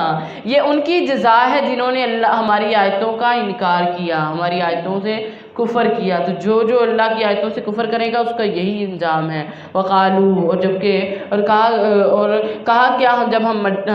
ہڈیاں ریزہ ریزہ ہو جائیں گے تو کیا واقعی ہم ضرور دوبارہ سے پیدا کیے جائیں گے ایک نئے سرے سے۔ اولم یروا، کیا انہوں نے نہیں دیکھا کہ بے شک وہ اللہ جس نے آسمانوں اور زمین کو پیدا کیا اس پر قادر ہے کہ ان جیسا پیدا کر دے، اور اس نے ان کے لیے ایک وقت مقرر کیا ہے اور اس میں کچھ شک نہیں ہے۔ پھر بھی ظالموں کے نے کفر کے سوا جو ہے وہ انکار کر دیا اور زیادہ ہو گئے اس میں۔ کل کہہ دیجئے اگر تو میرے رب کی رحمت کے خزانوں کے مالک ہوتے تو اس وقت تم خرچ ہو جانے کے ڈر سے ضرور روک لیتے، اور اللہ انسان ہمیشہ سے بخیل رہا ہے۔ یعنی اللہ رب العزت نے فرمایا کہ اللہ کی رحمت کے خزانے جو ہیں وہ اللہ کے ہاتھ میں، اگر اللہ کے ہاتھ میں اللہ نے کسی انسان کو دیے ہوتے نا تو فرمایا وہ خرچ کرنے کے ڈر سے بخیل ہی ہو جاتا، یعنی خرچ ہی نہ کرتا، وہ کہتا نہیں میں نہیں، اور اللہ کا ہاتھ فرمایا بھرا ہوا ہے، دن رات مسلسل خرچ کر رہا ہے لیکن کوئی بھی اس کے خزانوں میں کمی نہیں آئی، وہ خرچ کرتا ہے اس کے خزانوں میں کوئی کمی نہیں آئی۔ یہ انسان ہے جو کہتا ہے کہ کمی آ جائے گی، لیکن رحمان کہتے ہیں کمی نہیں آئے گی، اس کا یہ وعدہ ہے۔ وَلَقَدْ آتَيْنَا مُوسَىٰ، اور بے شک ہم نے موسیٰ کو 9 واضح نشانیاں دی۔ سو بنی اسرائیل سے پوچھ، جب وہ ان کے پاس آیا تو فرعون نے اس سے کہا کہ یقیناً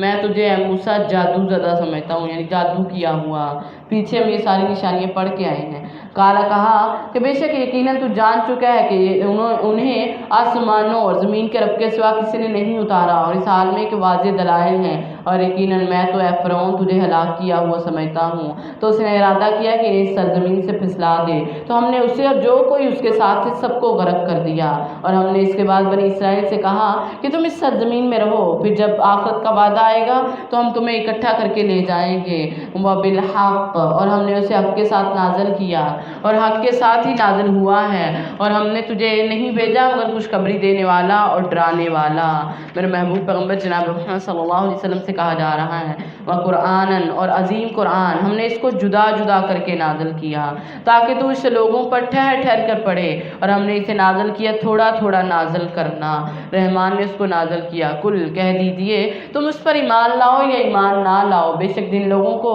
اس سے پہلے علم دیا گیا جب ان کے سامنے اسے پڑھا جاتا ہے وہ ٹھوڑیوں کے بل سجدے میں گر جاتے ہیں۔ تو رحمان کے جو بندے ہیں جب قرآن ان پہ پڑھا جاتا ہے تو وہ گر جاتے ہیں ٹھوڑیوں کے بل اور کہتے ہیں سبحان ربنا، پاک ہے ہمارا رب، بے شک اس کا وعدہ جو ہے ہمارے رب کا ہمیشہ پورا کیا ہوا ہے، اور وہ ٹھوڑیوں کے بل گرتے ہیں اور روتے ہیں، اور وہ قرآن انہیں عاجزی میں زیادہ کر دیتا ہے۔ تو قرآن جو ہے سنتے ہوئے خشوع و خضوع ہونا چاہیے، قرآن پڑھتے ہوئے یہ ہونا چاہیے کہ کبھی کبھی قرآن پڑھتے پڑھتے آنکھیں بہہ جائیں، آنکھوں سے آنسو نکلنے لگ جائیں۔ اور یہ علم والے جو ہوتے ہیں نا وہ قرآن پڑھتے ہیں اور ان کی آنکھیں بھیگ جاتی ہیں۔ حضرت عبداللہ بن مسعود کہتے ہیں کہ ایک دفعہ اللہ کے نبی صلی اللہ علیہ وسلم نے مجھے کہا کہ عبداللہ بن مسعود ذرا مجھے قرآن پڑھ کے سناؤ۔ میں آپ کو سنا رہا تو کہتے ہیں میں آپ کو قرآن پڑھ کے سنا رہا تو جب میں پہنچا نا فَكَيْفَ إِذَا جِئْنَا مِن كُلِّ أُمَّةٍ، تو کہتے ہیں آقا میں نے سر اٹھایا اور وہ اپنی یعنی مزے میں قرآن پڑھ رہے تھے اور نبی صلی اللہ علیہ وسلم سن رہے ہیں۔ تو کہتے ہیں مجھے ساتھیوں نے نا یعنی میرا کندھا ہلا کے مجھے کہا کہ دیکھو نبی رو رہے ہیں، تم قرآن پڑھی جا رہے ہو، آقا علیہ السلام رو رہے ہیں۔ کہتے جب میں نے دیکھا تو آقا علیہ السلام رو رہے تھے، یعنی قرآن سن کے میرے محبوب پیغمبر جناب محمد صلی اللہ علیہ وسلم رویا کرتے تھے۔ تو اس لیے ہمیں بھی کوشش کرنی چاہیے کہ اگر رونا نہیں آتا تو کم سے کم جہنم والی آیتیں پڑھیں تاکہ کچھ نہ کچھ تو ہمارا دل جو ہے وہ نرم ہو جائے، ایسی مجلسوں میں جائیں کہ دل ہمارے نرم ہو جائیں۔ اور حضرت عمر فاروق کہتے جو وہ قرآن پڑھا کرتے تھے نا تو وہ تو حضرت عمر فاروق رضی اللہ تعالیٰ عنہ رونا شروع کر دیتے اور پچھلی صف تک جو تھی وہ آواز آیا کرتی تھی، قُلِ ادعوا اللَّهَ وَادعُوا الرَّحْمَٰنَ، کہہ دے اللہ کو پکارو یا رحمان کو، تم جس کو بھی پکارو گے سو یہ بہترین نام اسی کے ہیں، اور تم نماز نہ بلند آواز سے پڑھ اور نہ پست، اور اس کے درمیان کوئی راستہ نہیں۔ وَقُلِ الْحَمْدُ لِلَّهِ الَّذِي، اور کہہ دیجئے سب تعریفیں اللہ کے لیے ہیں، سب کچھ اللہ کے لیے جس نے نہ کوئی اولاد بنائی اور نہ بادشاہی میں اس کا کوئی شریک ہے اور نہ عاجز ہو جانے کی وجہ سے اس کا کوئی مددگار، اور اس کی بڑائی بیان کر، اس کی بڑائی بیان کر، اور وہ خوب بڑائی بیان کرنے والا، وَكَبِّرْهُ تَكْبِيرًا، اس کی بڑائی بیان کرو کیونکہ وہ خوب بڑائی بیان کرنے والا۔ اب اس آیت کے اندر شرک کی جو ہے وہ تردید کی جا رہی ہے کہ اللہ رب العزت کی نہ کوئی اولاد ہے نہ کوئی بادشاہی میں اس کا شریک ہے، بلکہ انسان کو کہا گیا کہ وہ اللہ کی بڑائی بیان کرے۔ تو اس لیے کبھی کبھی جو ہے وہ اللہ اکبر، آپ سیڑھیاں چڑھتے ہیں نا تو چڑھتے ہوئے اللہ کی بڑائی بیان کیا کریں۔ اللہ کے نبی صلی اللہ علیہ وسلم نے فرمایا جو شخص سورج نکلنے سے پہلے اور غروب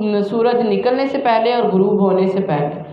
فرمایا اللہ کے نبی صلی اللہ علیہ وسلم نے 100 دفعہ پڑھتا ہے نا اللہ اکبر اللہ اکبر، تو آقا علیہ السلام فرماتے ہیں اللہ اس کو 100 غلام آزاد کرنے کا ثواب دے دیتے ہیں۔ سبحان اللہ، یعنی کتنا چھوٹا سا عمل اور کتنی بڑا اجر ہے ہمیں۔ تو آج سے سحری کے بعد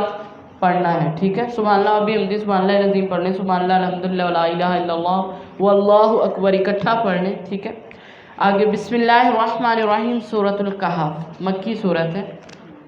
شروع اللہ کے نام سے جو بڑا مہربان نہایت رحم کرنے والا ہے۔ تو یہ سورت جو ہے یہ نور دینے والی سورت اس کو کہا گیا ہے۔ اور فرمایا جو شخص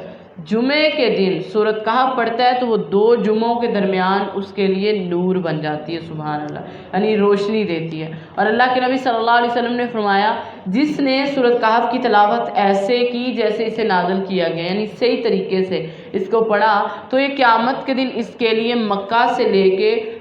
یعنی اس کی جہاں اس کا گھر ہے نا وہاں سے لے کے مکہ تک فرمایا اس کے لیے نور کا سبب بنے گی، سبحان اللہ۔ تو یہاں سے یعنی ہم پاکستان میں اپنے گھر میں تو یہاں سے لے کے مکہ تک نور کا سبب بنے گی۔ اور فرمایا جس نے اس سورت کی پہلی 10 آیتیں یاد کر لی تو فرمایا وہ دجال کے فتنے سے محفوظ ہو جائے گا، اور جس نے اس کی 10 آخری آیتیں پڑھی پھر دجال نکل بھی آیا تو اس کو کوئی نقصان نہیں دے گا۔ تو اس لیے پہلی 10 آیتیں یاد کرنی ہے اور باقی آخری 10 جو ہے وہ ویسے پڑھا کرنی ہے۔ تو انشاءاللہ یہ خاص کر نئی جو یہ نوجوان جو ہیں وہ تو زیادہ کوشش کریں، یعنی باقیوں کا تو میں کہتی ہوں کہ نہیں، لیکن روز اگر پڑھیں نا تو پڑھتے پڑھتے یاد بھی ہو سکتی ہے، ٹھیک ہے؟ تو نوجوانوں کو میں ایک آیت دیا کروں گی، وہ یاد کر کے آیا کریں گی ڈیلی، ٹھیک ہے انشاءاللہ۔ تو یاد کرنی ہے کیونکہ یاد کرنے کا حکم ہے ہمیں کہ یاد کریں تو دجال کے فتنے سے محفوظ، اور جو پڑھے گا تو اگر دجال نکل بھی آئے تو نقصان نہیں ہوگا۔ الحمدللہ الذی، سب تعریفیں اللہ کے لیے۔ تو دیکھیں سب سے پہلے شروع کرنے سے پہلے اللہ تعریف بیان کرے، حمد شکر۔ الحمدللہ الذی، سب تعریفیں اللہ کے لیے جس نے اپنے بندے پر کتاب نازل کی اور اس میں کوئی کجی نہ رکھی۔ ولم یجعل لہ عوجا، یہ آپ لوگوں کو ہوم ورک مل گیا ہے۔ الحمدللہ الذی انزل علی عبدہ الکتاب ولم یجعل لہ عوجا۔ اسٹوڈنٹس اور جتنے بھی نوجوان ہیں یہ سب کے لیے، باقی بھی اگر کوئی کر سکتا ہے تو وہ اللہ کی مہربانی اس پہ ہوگی، باقی نوجوان جتنے بھی مجھے نظر آ رہے ہیں سب کے لیے یہ ایک آیت آپ لوگوں نے یاد کرنی ہے، ٹھیک ہے، زیادہ نہیں، ڈیلی کی ایک کریں گے تو 10 آیتیں مشکل نہیں ہے۔ اور فرمایا بالکل سیدھی، تاکہ وہ اس کی جانب سے آنے والے سخت عذاب سے ڈرائے، اور ان مومنوں کو جو نیک اعمال کرتے ہیں خوشخبری دے کہ بے شک ان کے لیے اچھا اجر ہے اور وہ اس میں ہمیشہ ہمیشہ رہنے والے ہیں۔ وَيُنذِرَ الَّذِينَ قَالُوا اتَّخَذَ اللَّهُ وَلَدًا، اور ان لوگوں کو ڈرائے جنہوں نے کہا کہ اللہ نے اولاد بنا رکھی ہے۔ یہاں جو ہے یہ خاص کر نصارہ کو مخاطب کیا جا رہا ہے کہ ان کو ڈراؤ، مشرکین اور ان کو، تاکہ ان کو پتہ چلے کہ اللہ، وہ کہتے ہیں اللہ نے اولاد بنا رکھی ہے، مَا لَهُم بِهِ مِنْ علم، اور ان کے لیے اس میں کوئی علم نہیں ہے، اور نہ ان کے باپ دادا کو بولنے میں بڑی ہے جب جو ان کے منہ سے بات نکلتی ہے وہ سراسر جھوٹ کے سوا کچھ نہیں کہتے، یعنی اللہ کا بیٹا اقرار دینا بولنے میں بہت بڑی ہے جو یہ کہہ رہے ہوتے ہیں، لیکن وہ سراسر جھوٹ کہہ رہے ہیں۔ فَلَا اللَّهَ كَبَاقِعُ النَّفْسَ عَلَىٰ آثَارِهِمْ، بس شاید تو اپنی جان ان کے پیچھے ہلاک کرنے والا ہے غم کے ساتھ اگر وہ اس بات پر ایمان نہیں لائے۔ تو نبی صلی اللہ علیہ وسلم کے لیے کہا جا رہا ہے،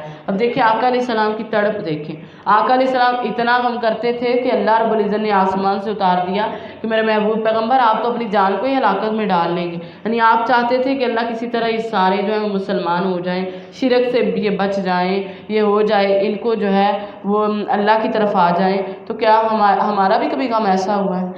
اپنی اولاد کے لیے یا اپنے عزیز و اقارب کے لیے؟ اپنے ارد گرد دیکھیں، اپنے بہن بھائیوں کو دیکھیں، تو اگر ہمارا بھی غم ایسا ہے تو پھر تو مبارک، اگر نہیں ہے تو اس غم کو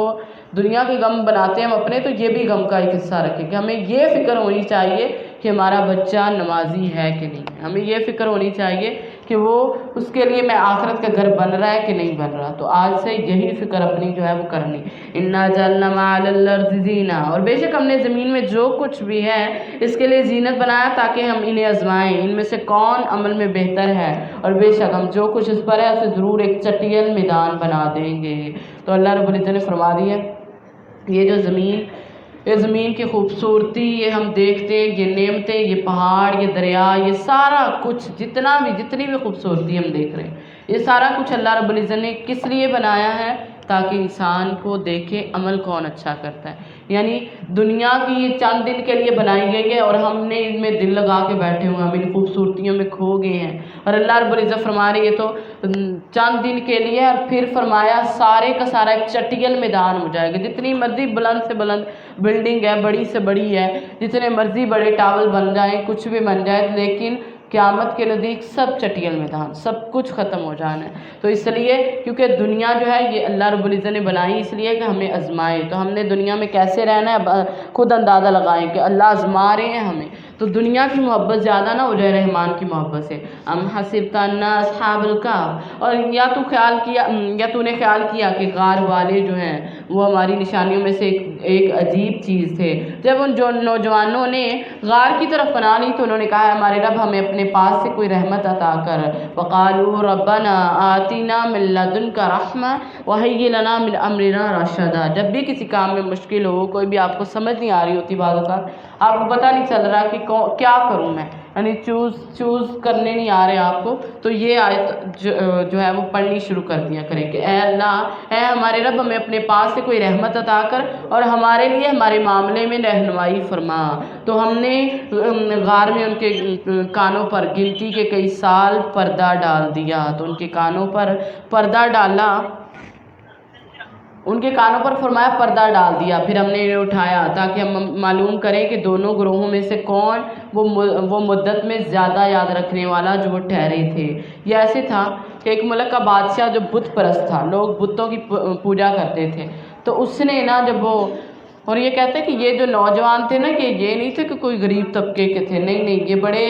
یعنی امیروں کے بچے تھے، یہ آئے ہیں اور وہ جو بادشاہ تھا وہ لوگوں کو کہہ رہا ہے کہ بتوں کی پوجا کرو، اس کے سامنے سر جھکا، اور بعض تفسیر میں یہ بھی آتا ہے کہ اس نے یہ کہا ہوا تھا کہ اس کے اوپر نظر چڑھانی ہے کوئی بھی، جو نہیں چڑھاتا تھا اس کو مارتا تھا، اس کو سزا دیتا تھا، اور کہہ رہا ہے کہ اس کی پوجا کرو۔ لیکن یہ جو نوجوان جب آئے تو انہوں نے کہا کہ نہیں، ہم نہیں اس کی پوجا کریں گے، یعنی ہم اس کو جو ہے نہیں پوجتے کرتے۔ تو اس نے کیا کیا،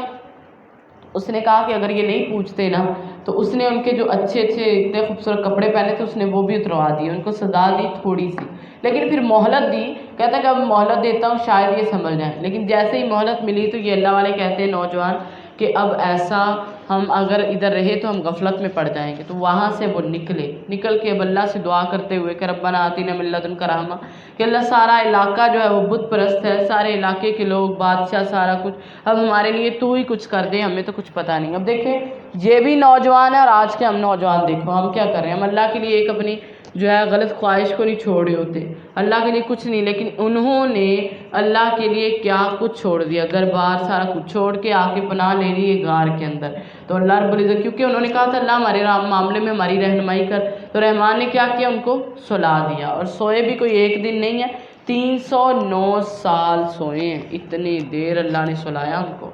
نحن نقص علیک نبأہم بالحق، اور ہم تجھ سے ان کا واقعہ ٹھیک بیان کرتے ہیں، بے شک وہ چند نوجوان تھے جو اپنے رب پر ایمان لائے اور ہم نے انہیں ہدایت میں زیادہ کر دیا، وہ اللہ کی محبت میں ہوئے، اللہ نے ان کو ہدایت میں زیادہ کر دیا، اور ہم نے ان کے دلوں پر بند باندھ دیا۔ جب وہ کھڑے ہوئے تو انہوں نے کہا ہمارا رب آسمانوں اور زمینوں کا رب ہے، ہم اس کے سوا کسی کو معبود نہیں ٹھہرائیں گے، بے شک یقیناً ہم نے اس وقت حد سے گزری ہوئی بات کہی، ہاں اولائی، یہ ہماری قوم ہے جنہوں نے اس کے سوا کئی معبود بنا لیے، یا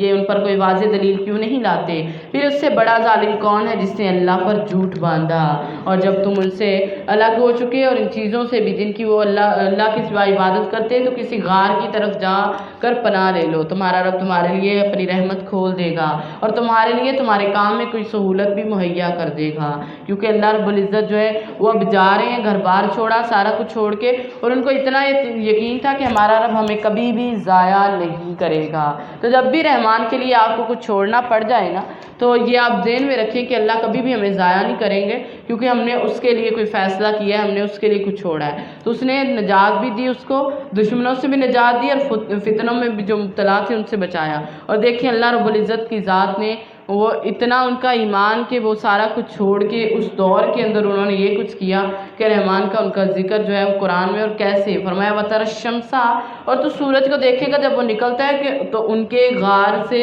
دائیں طرف کترا کے چلا جاتا ہے، یعنی کنارہ کرتے ہوئے کہ سورج، کیونکہ اکثر ہوتا ہے نا ہم سوئے ہوئے ہوں تو کوئی لائٹ ہمارے اوپر پڑے تو ہماری آنکھ کھل جاتی ہے، تو رحمان دیکھیں اتنا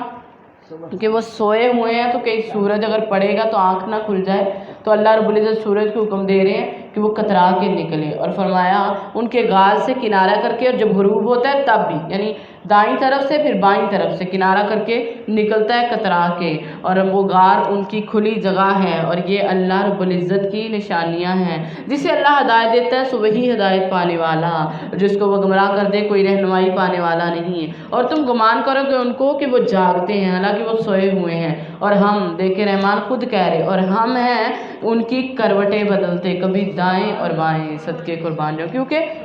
ایک رات ہم ایک سائڈ پہ لیٹے رہے تو صبح اٹھ کے دیکھتے ہیں نا کہ کھچاؤ سا پڑا ہوتا ہے، یہ میرے کھچاؤ پڑا، تو ہم کسی کو بتا دو کہتے ہیں ضرور تم ایک رات جو ہے اسی سائڈ پہ لیٹی رہی ہو، تو دیکھیں رحمان نے 309 سال لٹایا، اور لٹانے کے بعد یہ کہ کہیں ایسا نہ ہو جائے ان کی کروٹیں بھی بدلتے رہیں، کبھی دائیں اور کبھی بائیں، سبحان اللہ، تو کروٹیں بدلی، اور فرمایا ان کا کتا اپنے دونوں پاؤں جو دونوں بازو ہیں وہ دہلیز پر پھیلائے ہوئے ہیں، تو دیکھیں ان کے ساتھ ساتھ ان کے اس کا اس سے پتہ چلتا ہے جو دین والوں کے ساتھ ہو جائے، جو رحمان جو اللہ کے بندے ان کے ساتھ ہو جائے، وہ جیسا بھی انسان ہے اس کو بھی اللہ چن ہی لیتے ہیں اس کے ساتھ، تو دیکھیں اب کتا جو ہے وہ اتنا برا، اللہ کے فرمایا جہاں وہ ہوتا ہے وہاں پہ فرشتہ نہیں آتا رحمت کا، لیکن اس کتے کا بھی اللہ نے ذکر کر دیا جو نیک لوگوں کے ساتھ تھا، نیک نوجوانوں کے ساتھ نکلا ان کے ساتھ، اگر تو ان کو جھانکے تو ضرور بھاگتے ان سے پیٹ پھیر لے، اور ضرور ان کے خوف سے جو ہے وہ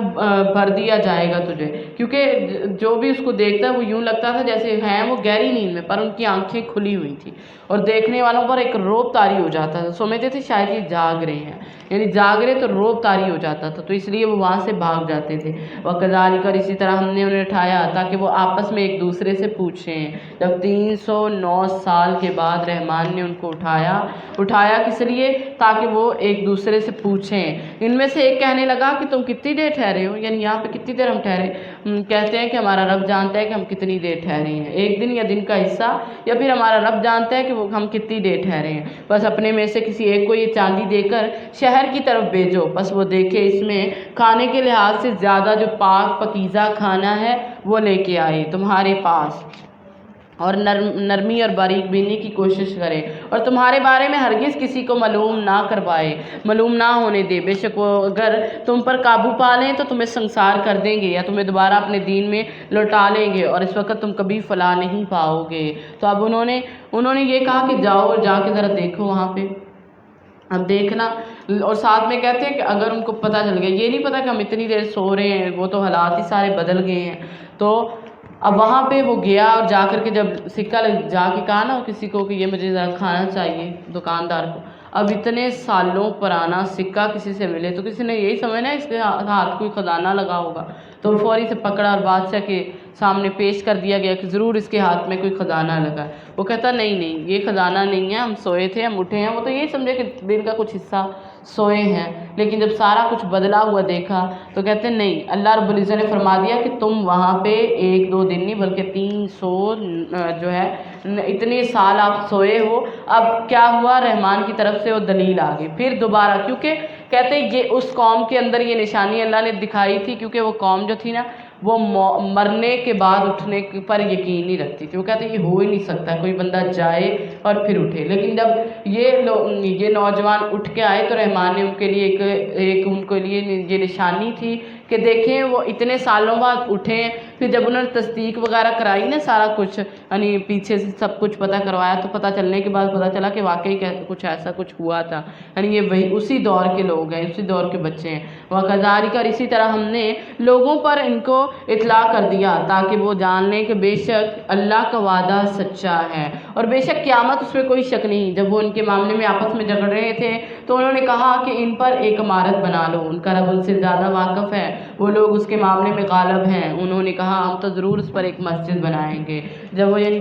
پھر ادھر آنے کے بعد اس زمانے میں پھر وہ فوت ہو گئے، اور کچھ کہنے لگے ہیں کہ ایسا کرو انہیں اس حال میں چھوڑ دو کہ غار کا دروازہ ہی بند کر دو، غار کو بند کر دو، اور کچھ کہتے ہیں نہیں ایسے کرو، اس کو ان کے اوپر جو ہے وہ کر لو، مسجد بنا لو، مسجد بنا لی جائے ان کے اوپر، تو ہم ان کے جسموں اور اس جگہ سے برکت حاصل کریں گے، نماز پڑھیں گے، کریں گے۔ لیکن کہتے ہیں وہ پھر ان سے وہ گم ہوگی جگہ کہ وہ کہاں ان کو دفن کیا گیا، یہ رحمان کی طرف سے ہوا تھا۔ سَيَقُولُونَ، عنقریب وہ کہیں گے 3 ہے اور ان کا چوتھا ان کا کتا ہے، اور وہ کہیں گے 5 ہے اور چھٹا ان کا کتا، اور بن دیکھے بدتر بینکتے ہوئے، اور کہیں گے 7 ہیں، فرمایا 8واں ان کا کتا۔ کہہ دے میرا رب ان کی تعداد سے زیادہ واقف ہے، یعنی تعداد کا کسی کو نہیں پتا تھا، اصحاب کہف کا تو پتہ ہی تھا۔ تو یہ اہل کتاب کیونکہ اس وقت موجود تھے، انہوں نے نبی صلی اللہ علیہ وسلم سے کہا کہ بتائیں، تو پھر کہتے ہیں کہ یہ کتنے تھے ان کی تعداد، تو اللہ فرماتے وہ اللہ جانتے ہیں۔ سو تو ان کے بارے میں سرسری بحث کے سوا بحث نہ کر، اور ان لوگوں میں سے کسی سے ان کے بارے میں فیصلہ طلب نہ کر، اور کسی چیز کے بارے میں ہرگز یہ نہ کہہ کہ یہ کام میں کل ضرور کرنے والا ہوں، مگر یہ کہ تو کہہ کہ اگر اللہ نے چاہا، الا ان یشاء اللہ، اگر اللہ نے چاہا۔ کیونکہ جب یہ آئے تھے نا نبی صلی اللہ علیہ وسلم کے پاس تو آقا علیہ السلام سے آ کے کہتے ہیں کہ یہ ہمارے سوالوں کا جواب دیں، تو اللہ کے نبی صلی اللہ علیہ وسلم نے فرمایا ٹھیک ہے میں کل آپ کو اس کا جواب دوں۔ اللہ کے نبی صلی اللہ علیہ وسلم نے فرمایا میں کل دوں گا، اور 15 دن تک وہی بند رہی۔ دیکھیں نبی کی اتنی سی غلطی، چھوٹی سی غلطی پہ رحمان نے وہی کو بند کر دیا، 15 دن تک وہی کو بند رکھا، اور 15 دن بعد وہی آئی، اور ساتھ میں یہ بھی بتایا گیا کہ میرے محبوب پیغمبر جب بھی کوئی ایسا کام ہو تو کہہ دیا کرو کہ اگر اللہ نے چاہا، یہ نہیں کہنا کہ میں اس کو کروں گا، نہیں، اگر اللہ نے چاہا۔ تو ہمیں بھی یہی طریقہ اپنانا ہے کہ جب بھی کوئی کام کرنے لگیں، کسی چیز کا ارادہ کریں تو ساتھ میں کہا کریں انشاءاللہ اگر اللہ نے چاہا تو انشاءاللہ ہوگا، میں کا لفظ نہیں لے کے آنا۔ فرمایا وَاذْكُرْ رَبَّكَ، اور اپنے رب کو یاد کرو جب تو بھول جائے، اور کہے امید ہے میرا رب مجھے اس سے زیادہ قریب ہدایت دینے والا ہے۔ وَلَبِثُوا فِي كَهْفِهِمْ، اور وہ غار میں ٹھہرے 309 سال، فرمایا ٹھہرے، یعنی 300 سال رہے اور زیادہ کیا 9 کے ساتھ۔ کل کہہ دیجئے اللہ زیادہ جانتا ہے جتنی مدت وہ رہی ہیں، اسی کے پاس آسمانوں اور زمین کی چھپی ہوئی باتیں ہیں، وہ قدر دیکھنے والا اور کس قدر سننے والا ہے، اور نہ اس کے سوا کوئی مددگار ہے اور نہ اپنے حکم میں کسی کو شریک کرتا ہے۔ وَاتْلُ مَا أُوحِيَ إِلَيْكَ، اور اس کی تلاوت کر جو تیری طرف وحی کی جاتی جاتی ہے، تیرے رب کی طرف سے جو کتاب وحی کی جاتی، اور اس کی باتوں کو کوئی بدلنے والا نہیں اور نہ اس کے سوا، تو کبھی اپنے کوئی پناہ کی جگہ پائے گا کوئی بھی نہیں۔ وَاصْبِرْ،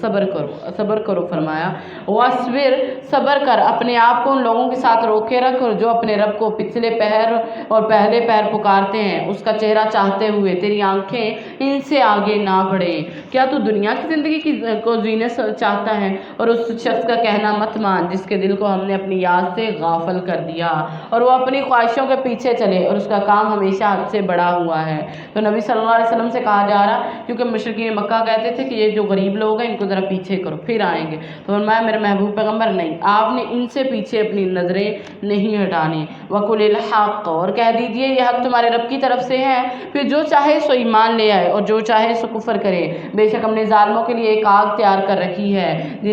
جس کی کناتوں نے انہیں گھیر رکھا ہے، اگر وہ پانی مانگیں گے تو انہیں پگھلے ہوئے تانبے جیسا پانی دیا جائے گا۔ استغفر اللہ، جہنم کے اندر جب وہ پانی مانگیں گے تو انہیں فرمایا پگھلے ہوئے تانبے کی طرح، استغفر اللہ، وہ پانی دیا جائے گا جو چہروں کو بھون ڈالے گا، اور یہ برا مشروب ہے اور بری جگہ ہے رامگاہ جو ہے۔ ان الذین آمنوا وعملوا الصالحات، بے شک وہ لوگ جو ایمان لائے اور انہوں نے نیک اعمال کیے، بے شک ہم اس کا اجر ضائع نہیں کرتے جو اچھا عمل کرے، سو یہی لوگ ہیں جن کے لیے ہمیشگی کے باغ ہیں، جنت کے اندر ان کے لیے ہمیشگی کے باغات ہیں جن کے نیچے سے نہریں بہتی ہیں، اور اس میں انہیں کچھ کنگن سونے کے پہنائے جائیں گے، سبحان اللہ، اور وہ باریک اور گہرے ریشم کے سبز کپڑے پہنیں گے اور ان پر تکیے لگائے ہوئے بیٹھیں گے، اور اچھا بدلہ ہے اور اچھی جزا ہے۔ یعنی ساتھ ہی ان کا ذکر کرنے کے بعد ساتھ ہی مومنوں کو بھی بتا دیا، وَاضْرِبْ لَهُم مَثَلًا رَجُلَيْنِ، اور ان لوگوں کے لیے ایک مثال بیان کر، دو آدمی ہیں ان جن میں سے ایک کے لیے ہم نے انگوروں اور دو باغ بنائے اور ہم نے ان دونوں کو کھجوروں کے درختوں سے گھیر دیا اور دونوں کے درمیان کچھ کھیتی بھی رکھی، دونوں باغوں نے اپنا پھل دیا، اس میں سے کچھ کمی نہیں ہوئی، اور ہم نے ان دونوں کے درمیان ایک نہر بھی جاری کروائی، اور اس کے لیے بہت سا پھل تھا۔ تو اس نے اپنے ساتھی سے کہا جب وہ اس سے باتیں کر رہا تھا کہ میں تجھ سے زیادہ ہوں، مال میں بھی اور نفری کے لحاظ سے بھی، عزت کے لحاظ سے بھی میں زیادہ ہوں، اور میں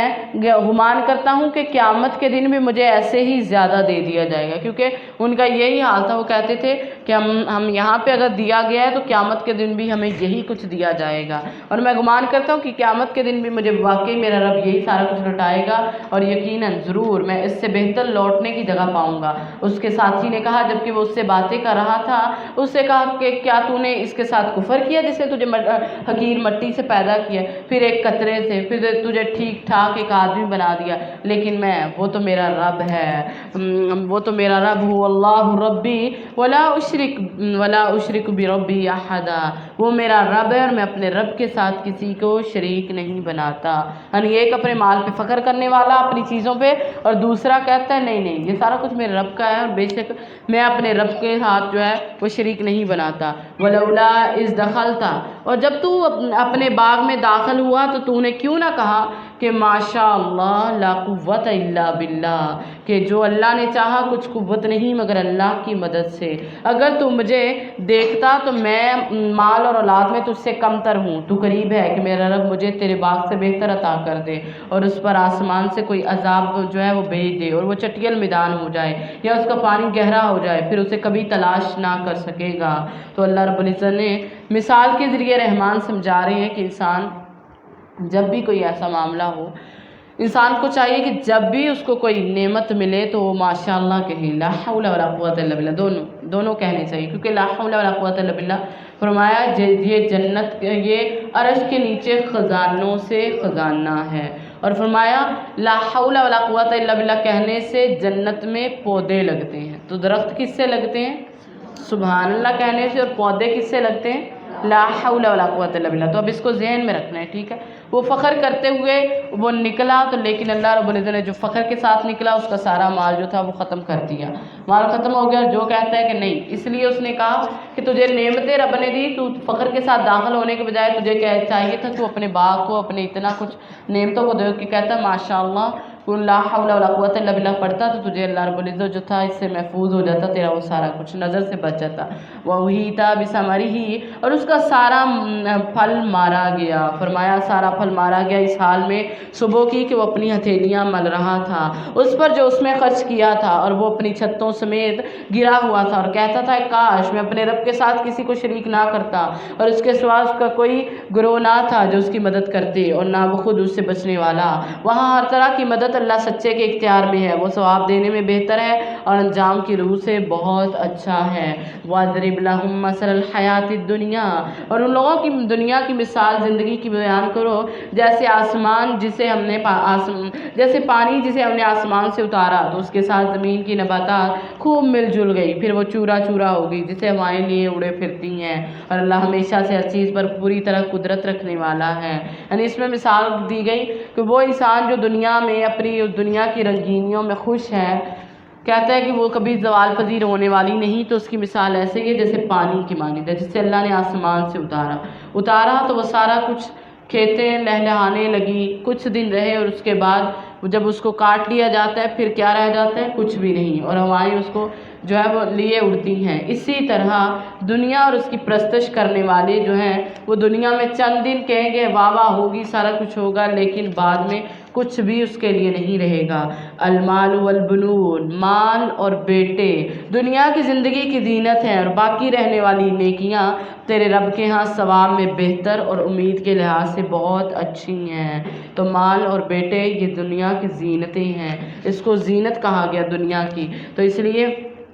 کیونکہ اکثر مال اور بیٹوں کی وجہ سے انسان جو ہے وہ غفلت کے اندر آ جاتا ہے، اور باقی رہنے والی چیزیں باقیات الصالحات۔ تو صحابہ نے پوچھا اللہ کے نبی صلی اللہ علیہ وسلم باقیات الصالحات کیا ہیں؟ تو فرمایا وہ کہ انسان کے لا الہ الا اللہ اور سبحان اللہ الحمدللہ ولا الہ الا اللہ واللہ اکبر ولا حول ولا قوت الا باللہ، تو یہ چیزیں یہ اعمال انسان کے جانے کے بعد بھی باقی رہیں گے، اس کا ثواب اس کو ملتا رہے گا، تو اس لیے ان کو زیادہ کرنا ہے۔ وَيَوْمَ نُسَيِّرُ الْجِبَالَ، اور جس دن ہم پہاڑوں کو چلائیں گے اور زمین کو صاف میدان دیکھے گا تو، اور ہم انہیں اکٹھا کریں گے تو ان میں سے کسی کو نہیں چھوڑیں گے، اور وہ تیرے رب کے سامنے صفیں باندھے ہوئے پیش کیے جائیں گے۔ بے شک یقیناً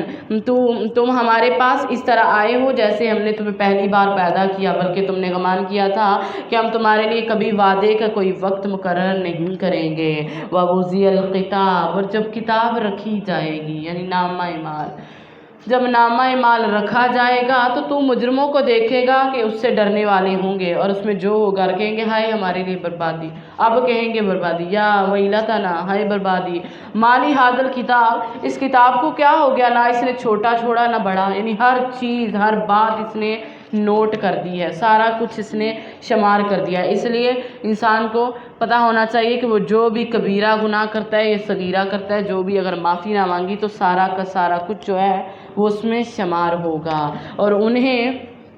انہوں نے جو کچھ کیا وہ اس میں اس کو موجود پائیں گے، اور تیرے رب نے کسی پر ظلم نہیں کیا۔ وَإِذْ قُلْنَا لِلْمَلَائِكَةِ اسْجُدُوا، اور جب ہم نے فرشتوں سے کہا آدم کو سجدہ کرو تو انہوں نے سجدہ کیا مگر ابلیس، اور وہ جنوں میں سے تھا، سو اس نے اپنے رب کے حکم کی نافرمانی کی، تو کیا تم اسے اور اس کی اولاد کو مجھے چھوڑ کر دوست بناتے ہو، یعنی اس سے شیطان کو اور اس کی اولاد کو، حالانکہ وہ تمہارا دشمن ہے، اور وہ شیطان ظالموں کے لیے بطور بدلہ برا ہے۔ اور فرمایا میں نے انہیں نہ آسمانوں اور زمینوں میں پیدا کرنے کے میں حاضر کیا، اور نہ خود ان کی پیدا کرنے میں، اور نہ ہی میں گمراہ کرنے والوں کو بات بنانے والا ہوں۔ اور جس دن فرمائے گا پکارو میرے ان شریکوں کو جو تم نے گمان کر رکھا، سو وہ انہیں پکاریں گے اور وہ انہیں کوئی جواب نہیں دیں گے، اور ہم ان کے درمیان ایک ہلاکت کی بڑی جگہ بنا دیں گے۔ استغفر اللہ۔ ورأى المجرمون، اور مجرموں کو دیکھو گے تو یقین کر لو گے کہ بے شک وہ اس میں، مجرم جب آگ کو دیکھیں گے تو یقین کر لیں گے بے شک وہ اس میں گرنے والے ہیں، آگ میں ان کو گرایا جائے گا، اور اس سے پھرنے کی کوئی جگہ وہ نہ پائیں گے۔ وَلَقَدْ صَرَفْنَا فِي هَذَا الْقُرْآنِ، اور اسی طرح ہم نے اس قرآن میں ہر طرح کی لوگوں کی مثالیں پھیر پھیر کے بیان کی، اور انسان ہمیشہ سے سب چیزوں سے زیادہ جھگڑنے والا ہے، اور ان لوگوں کو کس چیز نے نہیں روکا کہ وہ ایمان لائیں جبکہ ان کے پاس ہدایت آ گئی ہے، یعنی فرمایا ہدایت آنے کے بعد کون سی چیز ہے جو ان کو روک رہی ہے وہ ایمان لائیں اور اپنے رب سے بخشش مانگیں، مگر اس بات نے کہ ان کو پہلے پہلے لوگوں کا سا معاملہ پیش آ گیا یا ان پر عذاب سامنے آ چکا. وما نرسل المرسلین، اور ہم رسولوں کو نہیں بھیجتے مگر خوشخبری دینے والا اور ڈرانے والا. اور وہ لوگ جنہوں نے کفر کیا باطل کو لے کر جھگڑا کرتے ہیں تاکہ اس کے ساتھ حق کو پھسلا دیں، اور انہوں نے ہماری آیات کو اور ان چیزوں کو جن سے انہیں ڈرایا گیا مذاق بناتے ہیں. ومن اسلم، اور کون ظالم ہے اس شخص سے بڑھ کے ظالم کون ہے جسے اس کے رب کی آیات کے ساتھ نصیحت کی گئی تو اس نے اس سے منہ پھیر لیا. یعنی اب یہاں پہ ظالم کس کو کہا گیا ہے کہ اللہ کی آیات آئی، نصیحت نہیں پکڑی لیکن اس سے منہ پھیر دیا ہے. جس کے سامنے قرآن پڑھا جائے وہ نصیحت نہیں لیتا تو اصل میں ظالم ہے. اور اسے بھول گیا جو اس کے دونوں ہاتھوں نے آگے بھیجا تھا. بے شک ہم نے ان کے دلوں پر پردے بنا دیے اس سے کہ اسے سمجھے، اور ان کے کانوں میں بوجھ رکھ دیا. اور اگر تو انہیں سیدھی راہ کی طرف بلائے تو اس وقت وہ ہرگز کبھی راہ پر نہ آئیں گے. وَرَبُّكَ الْغَفُورُ، اور تیرا رب بہت بخشنے والا ہے، ذو الرحمہ، رحمت والا. اگر وہ انہیں اس کی وجہ سے پکڑے جو انہوں نے کمایا ہے تو یقیناً ان کے لیے جلد عذاب بھیجے گا، بلکہ ان کے لیے وعدے کا ایک وقت ہے جس سے بچنا ممکن نہیں، کوئی بھی پناہ گاہ نہیں ہوگی. وَتِلْكَ الْقُرَىٰ، اور یہی بستیاں ہم انہیں ہلاک کر دیا ہم نے جب انہوں نے ظلم کیا، اور ہم نے ان کی ہلاکت کے لیے ایک مقرر وقت بھی رکھا ہے، یعنی بستیوں کو ہلاک کر دیا. اور اس کا موسیٰ، اور جب موسیٰ علیہ السلام نے کہا اپنے جوان سے کہ میں ہٹوں گا نہیں یہاں تک کہ 2 دریاؤں کے ملنے کے مقام پر پہنچ جاؤں یا میں مدتوں چلتا رہوں گا. تو یہ ایسے ہوا تھا کہ موسیٰ علیہ السلام ایک ایسے کھڑے تھے، وہاں پہ کسی نے سوال کر لیا کہ سب سے بڑا عالم کون ہے، تو موسیٰ علیہ السلام جانتے نہیں تھے اور انہوں نے کہا کہ میں سب سے بڑا عالم ہوں. تو اللہ رب العزت نے ان کی اسی بات پہ ان کو پکڑ لیا اور فرمایا نہیں، یعنی ہر علم والے سے بڑا علم والا ہوتا ہے. تو اگر کوئی آپ کو مل جائے، آپ دیکھتے ہیں کہ کسی کے پاس آپ سے زیادہ علم ہے تو بجائے اس کے کہ اس سے آر محسوس کریں یا اس کو اپنے لیے کوئی توہین سمجھے، اس سے جو ہے وہ پوچھنا چاہیے، اس سے علم جو ہے وہ لے لینا چاہیے. تو اس لیے تو حضرت موسیٰ علیہ السلام اب علم لینے کے لیے جا رہے تو اس میں ہمارے لیے بھی سبق ہے. وہ کہتے ہیں میں جب تک میں پہنچ نہ گیا تب تک میں چلتا رہوں گا. تو ہمیں بھی چاہیے کہ علم کے لیے چلتے رہیں گے، نہیں کہ تھوڑا سا چل کے تھک جائیں جیسے ہم تھک جاتے ہیں. تو اب دیکھیں بات کہاں پہ آئی جب ٹائم پورا ہو رہا ہے. رحمان، اکثر میں دیکھتی ہوں قرآن کھولوں نا تو کبھی کبھی کوئی مسئلہ چل رہا ہوتا ہے، کوئی پریشانی ہے، کوئی ایسا کچھ، تو قرآن پاک کی تلاوت کرتے ہوئے وہی آیات آ جاتی ہیں جس میں اللہ بڑی وہ دے رہے ہوتے ہیں. تو اب ظاہری بات ہے میں بھی دیکھ رہی تھی کہ ٹائم پورا ہو گیا اور آپ بھی دیکھ رہے ہوں گے تو دلوں میں تھوڑا سا ہوگا کہ 10 بج گئے. تو رحمان نے ساتھ ہی بتا دیا ہے کہ نہیں، موسیٰ علیہ السلام جیسے کہتے ہیں میں تب تک نہیں بیٹھوں گا جب تک میں وہاں پہ پہنچ نہ جاؤں علم کی طلب میں. تو ہم بھی تب تک نہیں رکیں گے جب تک یہ پورا انشاءاللہ ہو نہ جائے. انشاءاللہ. تو فرمایا کہ میں تب تک نہیں بیٹھوں گا جب تک وہاں پہ میں پہنچ نہ جاؤں، مدتوں چلتا رہوں گا. تو دین کے لیے علم کے راستے میں سفر کرتے رہنا ہے. تو یہ نہیں کہ تھوڑا بہت چل رہا، نہیں، بہت چلنا ہے. تو جب وہ دونوں ان کے آپس میں ملنے کے مقام پر پہنچے تو دونوں اپنی مچھلی بھول گئے. مچھلی اللہ رب العزت نے نشانی کے طور پہ دی تھی کہ لے لو، جہاں پہ جا کے 2 دریا ملتے ہیں نا تو وہاں پہ مچھلی جو ہے وہ راستہ خود ہی بنائے گی، چلی جائے گی. تو آپ جان لینا وہاں پہ آپ کی حضرت خضر علیہ السلام سے ملاقات ہوگی. تو اب کیا ہوا، دونوں جا رہے ہیں لیکن مچھلی نے جہاں پہ راستہ پکڑا اس کو وہ بھول گئے، اس نے سرنگ کی صورت بنا لیا تھا. پھر جب آگے گزر گئے تو اس نے کہا اپنے نوجوان سے کہ ہمارے دن کا کھانا لا، بے شک ہم اپنے اس سفر سے تھوڑی تھکاوٹ پائی ہے ہم نے، یعنی تھکاوٹ ہو جاتی ہے، کھانا لے کے آؤ. یہ نہیں کہ سفر میں کھانا پینا نہیں، ساتھ میں کھانا بھی ہے. تو کھانا لے کے آؤ، تھکاوٹ پائی. اس نے کہا کیا یعنی وہ جو ساتھ تھے نا وہ یوشع بن نون تھے، اس نے کہا کہ کیا تو نے دیکھا جب ہم اس چٹان کے پاس ٹھہرے تھے تو بے شک میں بھول گیا مچھلی کو اور مجھے نہیں بلایا مگر شیطان نے کہ میں اس کا ذکر کروں. اور اس نے اپنا راستہ سمندر میں عجیب طرح سے بنا لیا تھا. اس نے کہا یہی تھا جو ہم راستہ تلاش کر رہے. سو دونوں اپنے قدموں پر مڑ آئے، یعنی کھانا کھانے بیٹھے لیکن کھایا نہیں، فوری سے دونوں جو تھے وہ مڑ آئے، واپس آئے. تو ان دونوں نے ہمارے بندوں میں سے ایک بندے کو پایا جسے ہم نے اپنے ہاں سے ایک رحمت عطا کی اور اسے اپنے پاس سے ایک علم سکھایا. اور موسیٰ علیہ السلام نے کہا کہ میں تیرا پیچھا کرنا چاہتا ہوں، یعنی پیروی کرنی چاہتا ہوں، علم سیکھنا چاہتا ہوں. تو انہوں نے کہا کہ اس شرط پہ سکھاؤں گا تجھے، جو کچھ سکھایا گیا اس میں سے کچھ مجھے سکھا دے۔ تو انہوں نے کہا کہ تم اس پہ صبر نہیں کرو گے۔ تو پتہ چلتا ہے علم کے راستے میں نکلیں جب صبر کرنا پڑتا ہے، سیکھنے کے لیے کچھ نہ کچھ جو ہے وہ ہمیں صبر کرنا پڑتا ہے۔ تو انہوں نے کہا کہ تم صبر نہیں کر سکو گے، اور تو کیسے صبر کرے گا کہ تیرے پاس اس چیز کا علم نہیں، کیونکہ بعد اوقات انسان کو کچھ پتہ نہیں نہ ہوتا، پھر وہ صبر نہیں ہوتا انسان سے۔ تو اس نے کہا کہ اگر اللہ نے چاہا تو مجھے تم ضرور صبر کرنے والے پاؤ گے، اور میں تیرے کسی حکم کی نافرمانی نہیں کروں گا۔ کہا پھر اگر تو میرے پیچھے چلا تو مجھے فرمایا میرے پیچھے چل، اور تم مجھ سے کسی چیز کے بارے میں مت پوچھنا یہاں تک کہ میں خود تمہارا جو ہے تمہیں جواب دوں۔ تو استاد کے پیچھے پیچھے اب دونوں چل پڑے ہیں، یہاں تک کہ جب وہ کشتی میں سوار ہوئے تو اس نے اسے پھاڑ دیا، یعنی خضر علیہ السلام نے اس میں تھوڑا سا سراغ کر دیا۔ تو اس نے کہا کہ تم نے اس کو پھاڑ دیا، اور یہ تو چاہتا ہے، یعنی موسیٰ علیہ السلام ساتھ ہی کہتے ہیں اچھا یہ چاہتے ہیں کہ